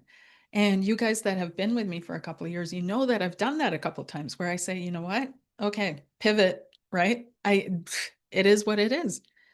And you let go of everything because you can't connect with higher. You can't, if you approach higher with a full cup, there's nothing to be poured into, right? I can't pour tea into a cup that's already full. I can't pour hot chocolate into a cup that's already full. You've got to empty it out to be able to receive again. And so that's part of my walk in this pathway is to empty out so I'm able to receive again. And that's a whole other thing because it's not easy to turn back and say, "Oh no, pivot." It's and in public, it's not easy at all because people like to pin you down. They like to say, "Okay, this is the box that you belong in, and this is the label, and this is where they want to keep you." And then when they pivot, it destabilizes them, and then they think so it's this whole thing. But this is what I have to keep doing. It is what it is. So, but it's all there in my chart, and I'll be sharing that my chart, of course, as an example, but your chart as well. We'll be looking at, okay, what's the plan? What's the structure here? And another thing is the tithis. So you probably saw that I was I had some pages open regarding tithis in my browser. But how a tithi is they measure the angle between the sun and the moon and how the moon moves, right, in regards to the sun. So every 12 degrees is another tithi, right? And so there are 30 tithis in a month, and this completes the 360-degree lunar cycle, right? And it's split into two wings. And one wing is called the Shukla Pasha, or the waxing phase, moon phase, and the Krishna Pasha, which has nothing to do with Krishna, but the waning moon phase, right? And so the tithi that, and each one has their own name, and the name is based on the day of the cycle that it's in, right? So Shukla would be waxing, and then Chaturdashi is the day before the full moon, before the Purnima, when the moon is almost very full. And so there are 5 categories of tithis. The tithis are then broken down into 5 or assimilated, organized into 5 categories. And one is the Nanda tithi. So this is the 1st, the 6th, and the 11th day. Then there's and that represents joyous, right? So it's associated with Venus and fire. And this is a great time for inaugurations, celebrations, social events, stuff like that. Then there's the Bhadra, which is the 2nd, the 7th, and the 12th. And that's associated with Mercury and Earth. And that's great for charitable works, welfare, education, journeys, Mercury. Then, and Mercury is earth, right? Whereas in tropical, Mercury is air. In Vedic, it's earth. And Saturn is air, whereas Saturn in tropical is earth. So there are a lot of little differences. Anyways, then there's the Jaya Tithi, which is the 3rd, the 8th, and the 13th day, and that's Mars and ether. This is great for legal disputes, athletics, winning. And there's the Rikta Tithi, and this is empty. So the 4th, the 9th, and the 14th days. And this is associated with Saturn and water. So there again is my connection with Saturn, right? Because I was born in a Rikta Tithi, the 14th day. And this is great for spiritual purging, spiritual tasks, meditation, stuff like that, but also emptying out. It's the emptiness. So here I am born with an almost full moon, right? And in this life, I'm emptying it out. I'm releasing everything, everything. So it's super, super, super, super interesting. And just looking at that one graha, not planet, graha, is fascinating, absolutely fascinating. So that's what we're going to be doing. So make sure to sign up. The link is in the chat. Again, it's free. We're just going to, sit and chat and have a moon gathering, and hope to see you there. And otherwise, let me dive in now, finally. I have Virgo moon. My ex was extremely critical. Yes. Yes. Yes. Yes. We attract that for sure. Yeah. Yeah. But Virgo moons are the best. We're the best. We are so loyal to a fault. And part of our purpose is to serve, and we have to understand and learn about that, whom to serve and when to serve and how to serve, because our natural inclination is to fix it, is to do it, is to make it happen, is to, you know, but we have to learn when, where, who, what. Okay, so let's dive into the questions here, and I'm starting off with Erin. And thank you guys so much for your, oops, forgot to put that, start that. Thank you guys so much for your support, and let's get to it. Carlene, are there any love opportunities in the rest of 2026? If yes, could you describe this person, please? Erin, I keep telling you, I see this older guy for you, and you keep coming back and saying, no, I don't like older guys, but it is what it is. I see this older person for you. And this is a person who's been through quite so much, and they have been working. They have been absolutely working. They have been carrying some kind of a burden. It could be that they have started over, like started something new now for themselves. There's an opportunity that's coming up. It's through your work. We've got the 10 of Wands and the Ace of Pentacles. So something that has been thrown off has been completed, has come to an end. It could be that this person has recently lost a parent that they've been caring for. Not quite sure, but there's some kind of a burden that has been thrown off. This is a person who is not of your cultural background, Erin.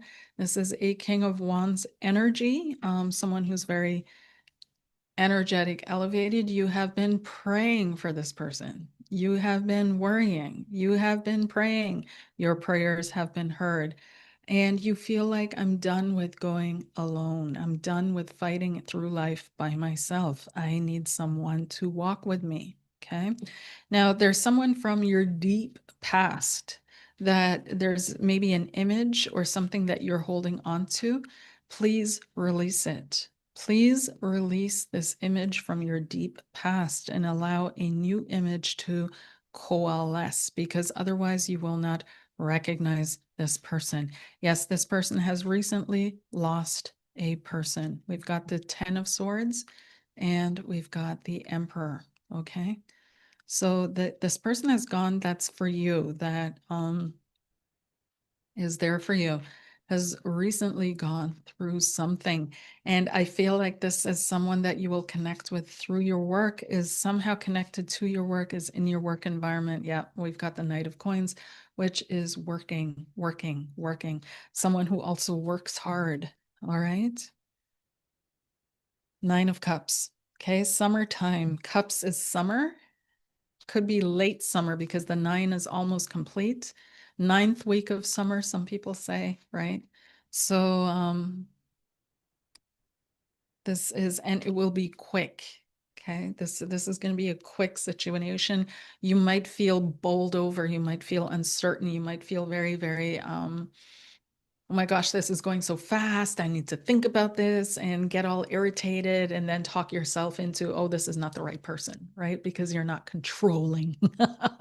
So it's take a deep breath and enjoy the moments. Let yourself be swept away. Okay. And I'm feeling the opportunities coming up towards the end, the ninth week of summer, possibly the end of summer, summertime, cups, emotional happiness, could be early fall. There's a window there.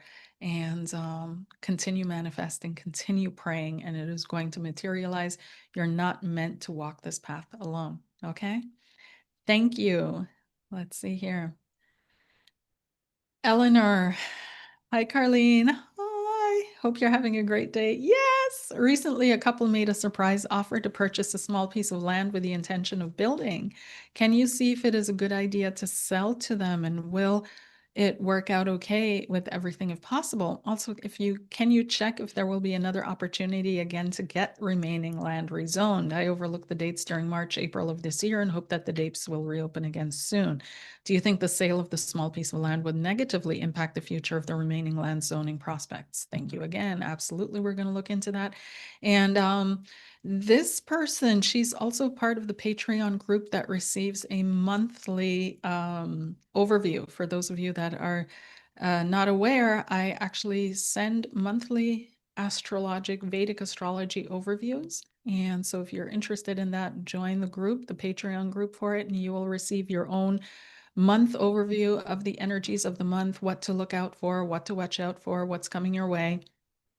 And so I am pulling up her last one that I sent for June just to check her chart again, which I'm going to be allowing to flow into this answer. And she's got Venus and Mercury that are going to be transiting through her fourth house of real estate, right? And land. So this is, but where it's really going to kick off for her is from June 15th onwards.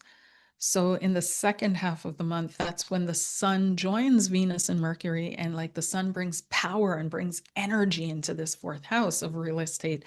So she's got three planets that are transiting through that real estate sector, lighting up her home, her inner life, her sense of belonging, her all of that. And it's a beautiful time, right? She does have a block with Rahu, but that might not be a bad thing because Rahu is right now stuck in her 12th house. So losses, yeah, might be, it might be trickier to, I'm scanning through the rest of the chart here. Mars is moving through the second house. Yep. With finances. Perfect. Yeah, so this is literally what the chart was saying, that these opportunities are going to arise. It's going to move slowly for her at first, right? Up until June 11th, June 12th, June 15th in her chart. And then all of a sudden things are going to like take off. And there is a focus on property on the fourth house of home, of land. And this is exactly her question. So this is interesting. So is it a good idea? A couple made a surprise offer to purchase a small piece of land with the intention of building. Can you say if it is a good idea to sell to them, and will everything work out okay? Is this a good idea to sell to this couple? And will remaining land get rezoned? Do you think the sale would negatively impact the future of the remaining land zoning? No, no, no, and yes, yes, yes, and no. Okay, so it feels like there's the offer is going to there's something about the offer that doesn't jive right. Okay, so the first question, is it a good idea to sell to them? It feels like there's something here that's being rushed, okay? Something being rushed. I've got the King of Wands again. This is showing up. There's some kind of a push. Someone feels like they're kind of pushing it or rushing it or really strongly desiring something. There's the Swords again. So overthinking, worrying, calculating, pushing, but there's some kind of a Four of Cups. So while I don't feel like this couple is bad in per se, and I don't feel like this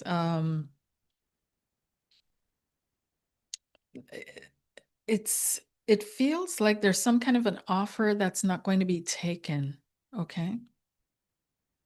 This may also be you contemplating this Four of Cups, right? So we see this offer and we see someone sitting on a tree thinking about it, you know?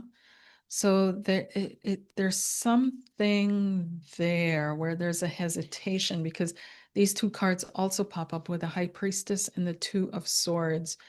I'd say trust your spidey senses on this one because there are too many cards that are showing up, even though they show up as okay. They just know what they want. King of Wands. Okay.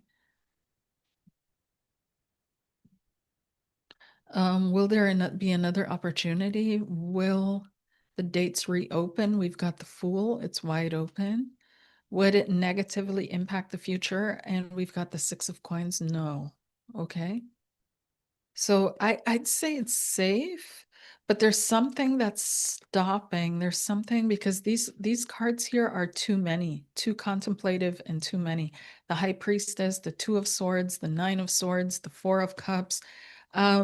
It feels like if this is you, right? Like you're really thinking things through here, really analyzing everything, trying to figure everything out, coming at it from every angle. And if it's them, they might be overstretching. Okay. They might be overstretching and kind of worried, like really hoping that they, that something comes together, that they have the land that they can build, but at the same time, um, it feels like they're a little stretched to capacity. They have to somehow, I don't know, figure out how they're going to make it work, like the actual costs of making it work. They think they have enough, but then things happen, that kind of thing. Okay. So let me know how that goes. And yeah,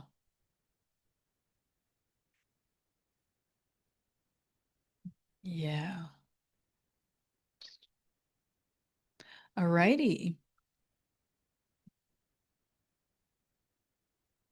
Then Shay Steinmetz. Hi. Hi, Shay. I hope you're doing well. Yes, yes, yes. I would just like a general reading for the month as it pertains to my marriage. I hope you're doing well too, Shay. Let's see here. General reading for the month as it pertains to the marriage. This is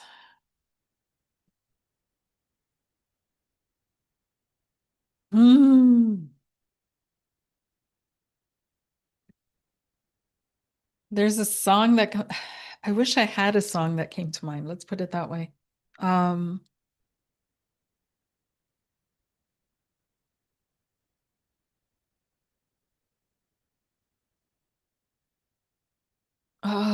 there's this snippet of a song that's in the back of my mind for this question. If I could change your mind, if I could change your mind, if I could change your mind. That's what's coming up. If I could change your mind.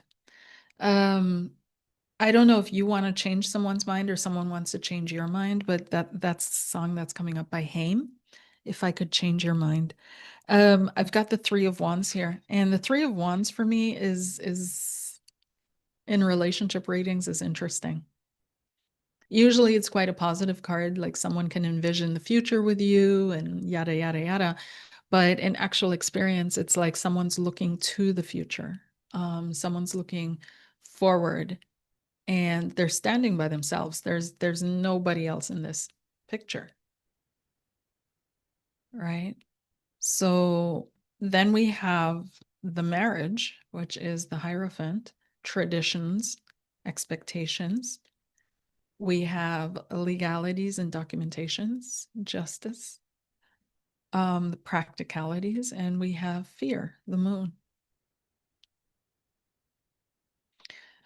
We have holding on, the Four of Coins, and we have the Five of Coins. So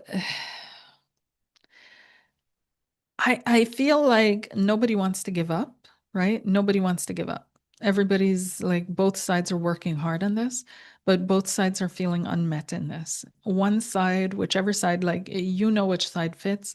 One side is looking to the future, but not necessarily thinking about a shared future. They're focusing right now on what is my future, not necessarily thinking about walking by themselves in that sense, but focusing on building their own future, right? Focusing on what's coming next for them.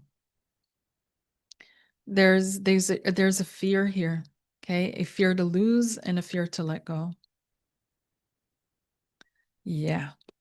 There's an Ace of Coins, new opportunities. So what I'm feeling, this question was regards to marriage, regards to the marriage, is that I wouldn't say the marriage is on the rocks, but that people are comfortable, right? Comfortable to the point that they don't want to let go, that they want fresh air though, and a fresh wind and a fresh experience. At the same time, this is solid, right? This is something that's not going to dissolve easily. So it's this in between. It's not here, it's not there. It's kind of like, oh, I want to feel like myself again. I want to feel like who I am again. I want to feel young and fresh and breezy again. And I want to feel life again. At the same time, though, this is my person. I'm not going anywhere. They're not going anywhere. I'm not going to let this person go anywhere. But it's tricky, right? It's this tightrope walk. So I feel one is really hanging on right now and trying to make things work, and the other one is kind of like looking out to the horizon and wondering, what if I had the courage to go? What if I had the courage to live a different life? What would it look like? So it's not here nor there. I don't feel like it's going anywhere, to be honest with you. I don't feel like it's going to sort itself in this month. I don't feel it's going to be anything to worry about. I think it's human. I think it's natural. I think it's absolutely normal, and it would be,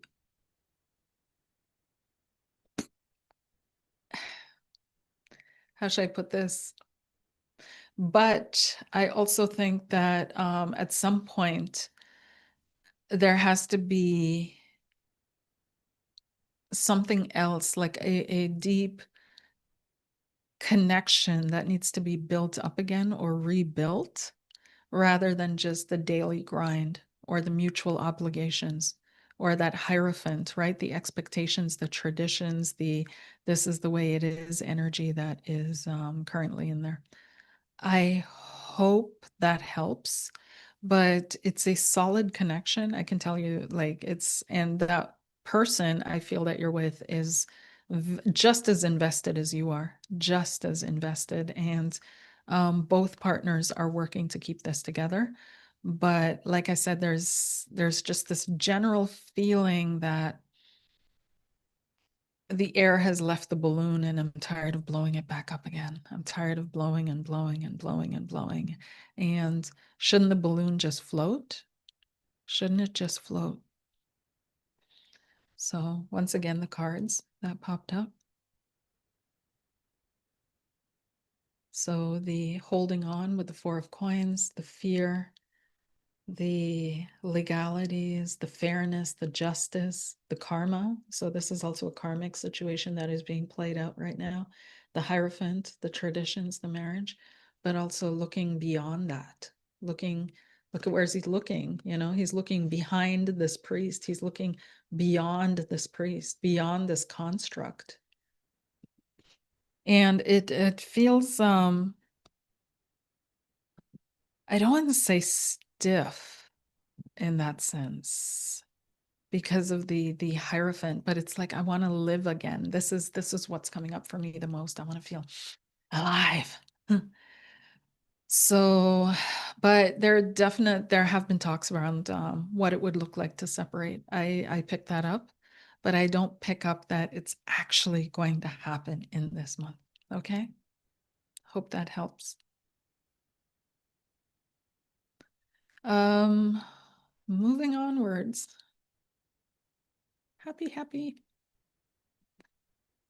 Let's see. Should I buy a home now? Should I buy a home now or wait a little longer? Should I buy a home now or wait a little longer?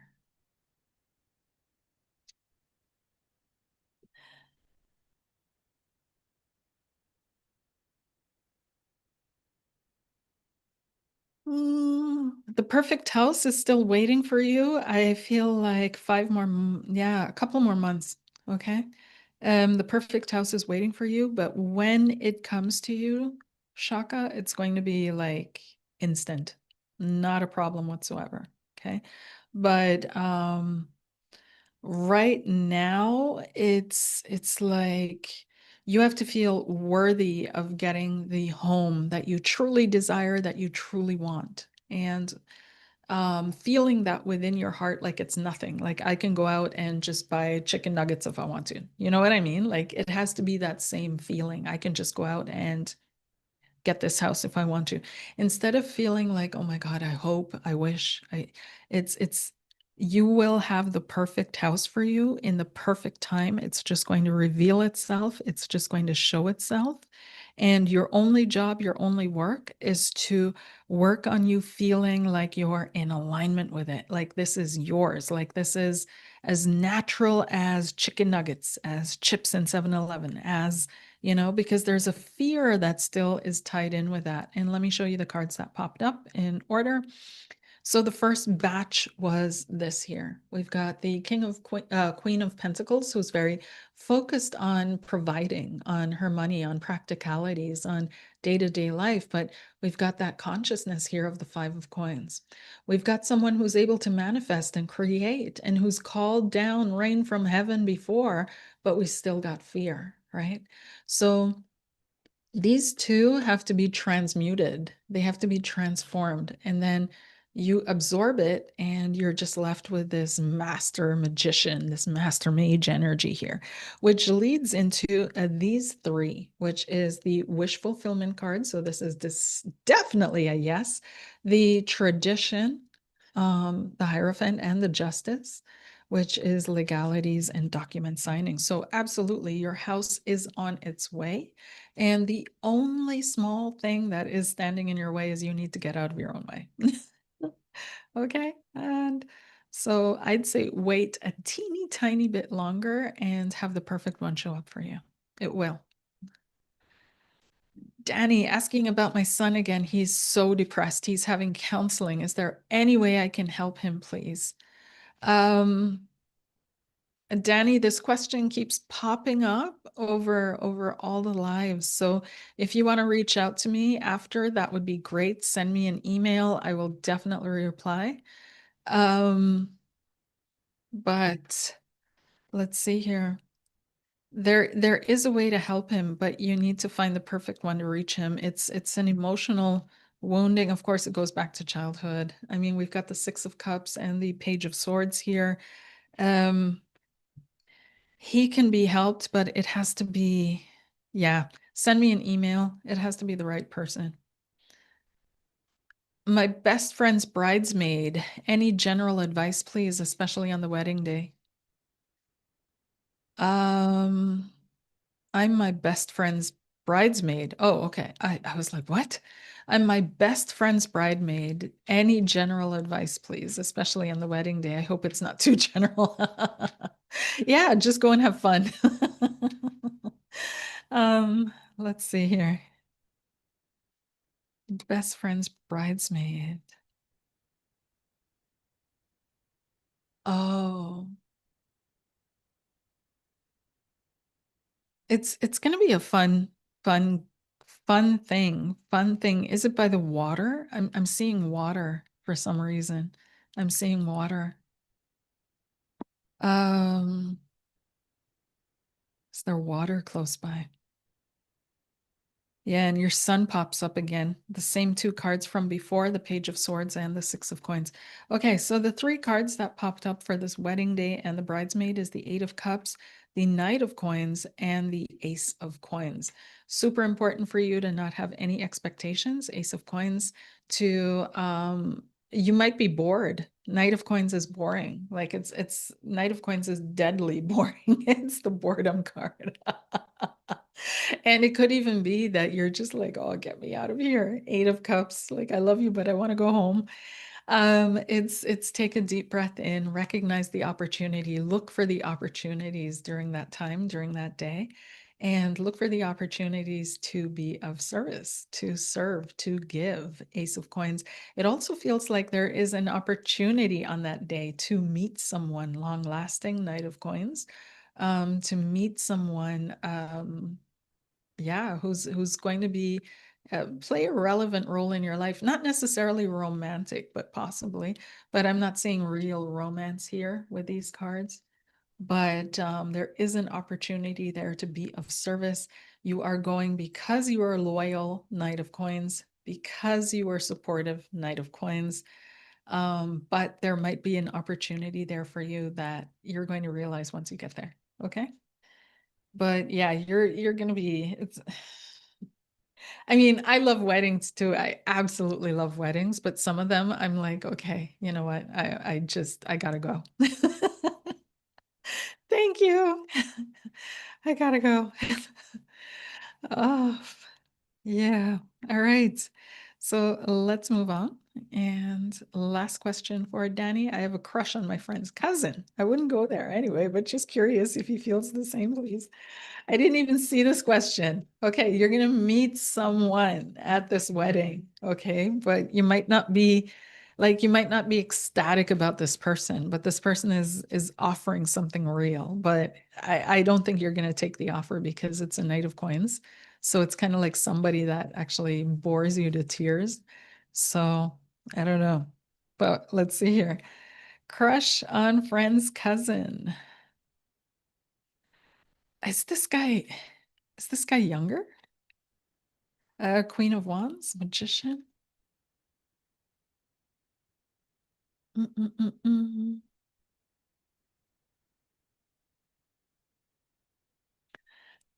Let's see. You've got the Ace of Swords, the Five. Yeah, no, we knew he wasn't your person, but the cards are confirming it. Okay, this would be stress, like just stress. There's this TikTok that came to mind, and that's also why I felt like, is this one younger? Like, what's her name? But it's this running gag of like this cougar trying to keep up with her boyfriend that's like 20 years younger, and the music that he's listening to, and her just going, ugh. And so it's the Ace of Swords, the Five of Coins, and the Knight of Swords. No, like just no, no, no, no, crush from afar. But no, this would be catastrophe. Catastrophic. I don't even like know. Let's see here. Then we got one more. Hey, Carlene, I'm still feeling weird about being back in the States. Do I focus on just finding full-time work or do I travel? Yeah. Let's see. Let's see. I'm still feeling weird about being back in the States. Mm.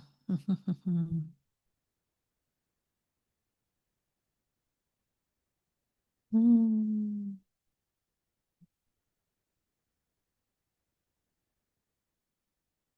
Let's see here. Let me get a vibe. Okay. Okay. Just feel weird about being back in the States.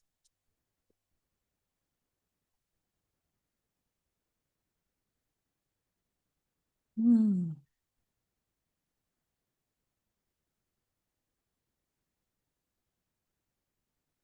Yeah, there's so much built up energy there that is just stuck for you. Like it's completely stuck.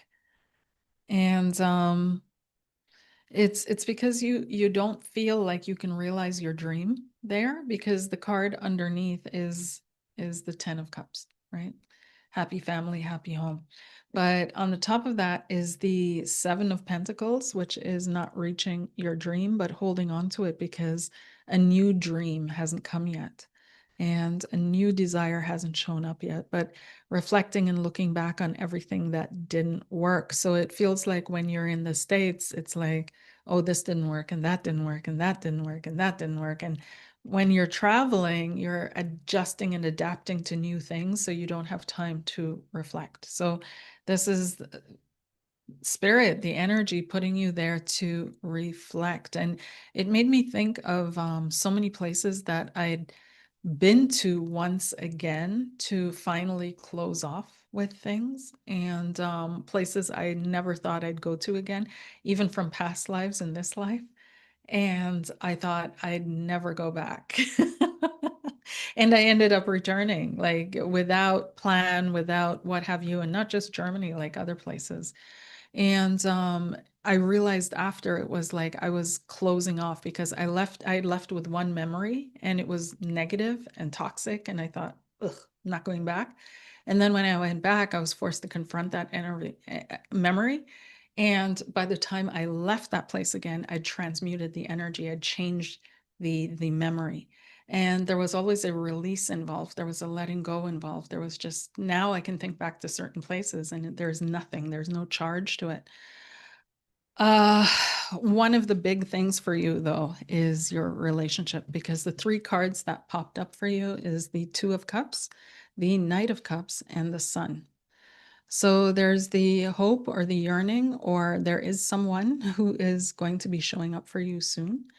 Um, there's a new relationship that is coming in for you very, very soon. And I do feel that it's so close because all 3 cards are positive and all 3 cards are high energy. It is so close. I feel like it's where you're at. It's where you are. So this is definitely states. If you feel like traveling, go for it. Um, could be that you meet him outside, but I feel like he's on his way, babe. 2 of Cups, Knight of Cups, and the Sun. Are you kidding me? Like he's standing on your doorstep. He's right there. So it feels good to me. It feels good to me. Like don't use this time, like this window of opportunity. A lot of times we just want to get out of the muck. Swim in it, enjoy it, revel in it, puke it up. Yes, burp it out. Yes, transmute those energies and make it something different from what it was before. And leave the past behind. Shed that skin. You're in the final phases of shedding this skin. You're molting. And so yeah, you're gonna feel a little stuck, but something new is right around the corner. It's right there. And I do feel the States is I mean, you can always come visit me. But yeah, I do feel you're right there. Yeah. Okay, let's see. Hi, Arwa. A new job opportunity has popped up for me. Yes, if I'm offered the job, not done the interview yet, should I stay in my current job, which does provide security? Mm. Yo, this is a good one. Okay.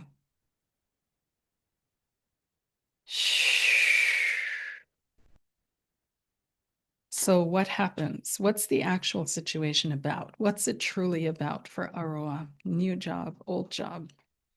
If the old job, new job, old job, new job, old job, new job. Overall energies. Yeah, you're overworked and overburdened, but you're holding on for dear life. We've got the the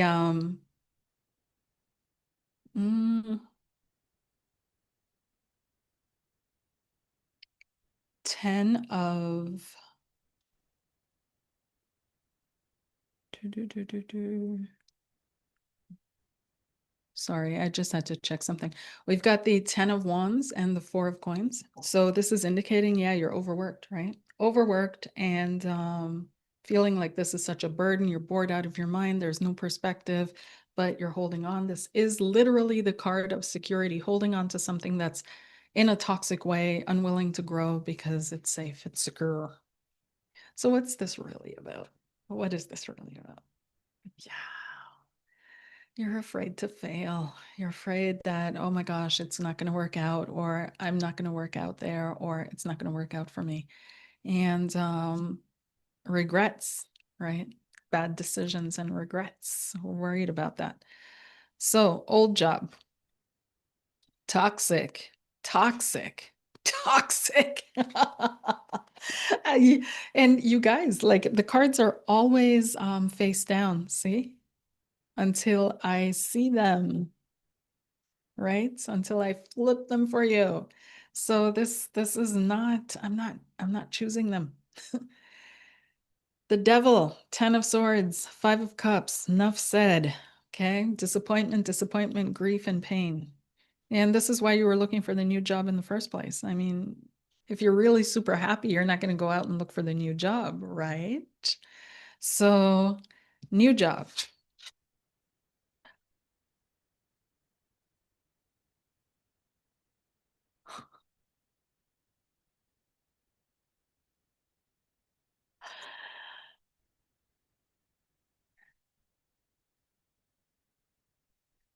King of coins, queen of coins, 9 of cups. You're gonna be fine. You're gonna be you're gonna be so fine. This is matchy matchy energy. This is opening the door actually to something else. This is yeah. This is opening. You are going to meet your person, okay? Or your person that you're with, if you're with someone right now, is making the ultimate commitment. Okay. But this is matchy matchy, matchy matchy. Look, they're kissing. This is perfect wish fulfillment. Okay. All right. I hope that helps. Yeah. Have fun, enjoy, live life, make mistakes.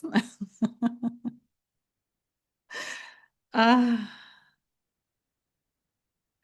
all right, you guys, thank you so, so very much for your trust. And I hope to see you there at the moon gathering on June 29th on the Scorpio full moon. And until then, of course, bookings are open and I have a couple bookings. So go check it out. The link is in the description box below. And I look forward to working with you guys personally, one-on-one, but also in the group. And I'm wishing you a wonderful rest of your Sunday, a wonderful rest of your day. Okay? Mwah. Take care. Bye.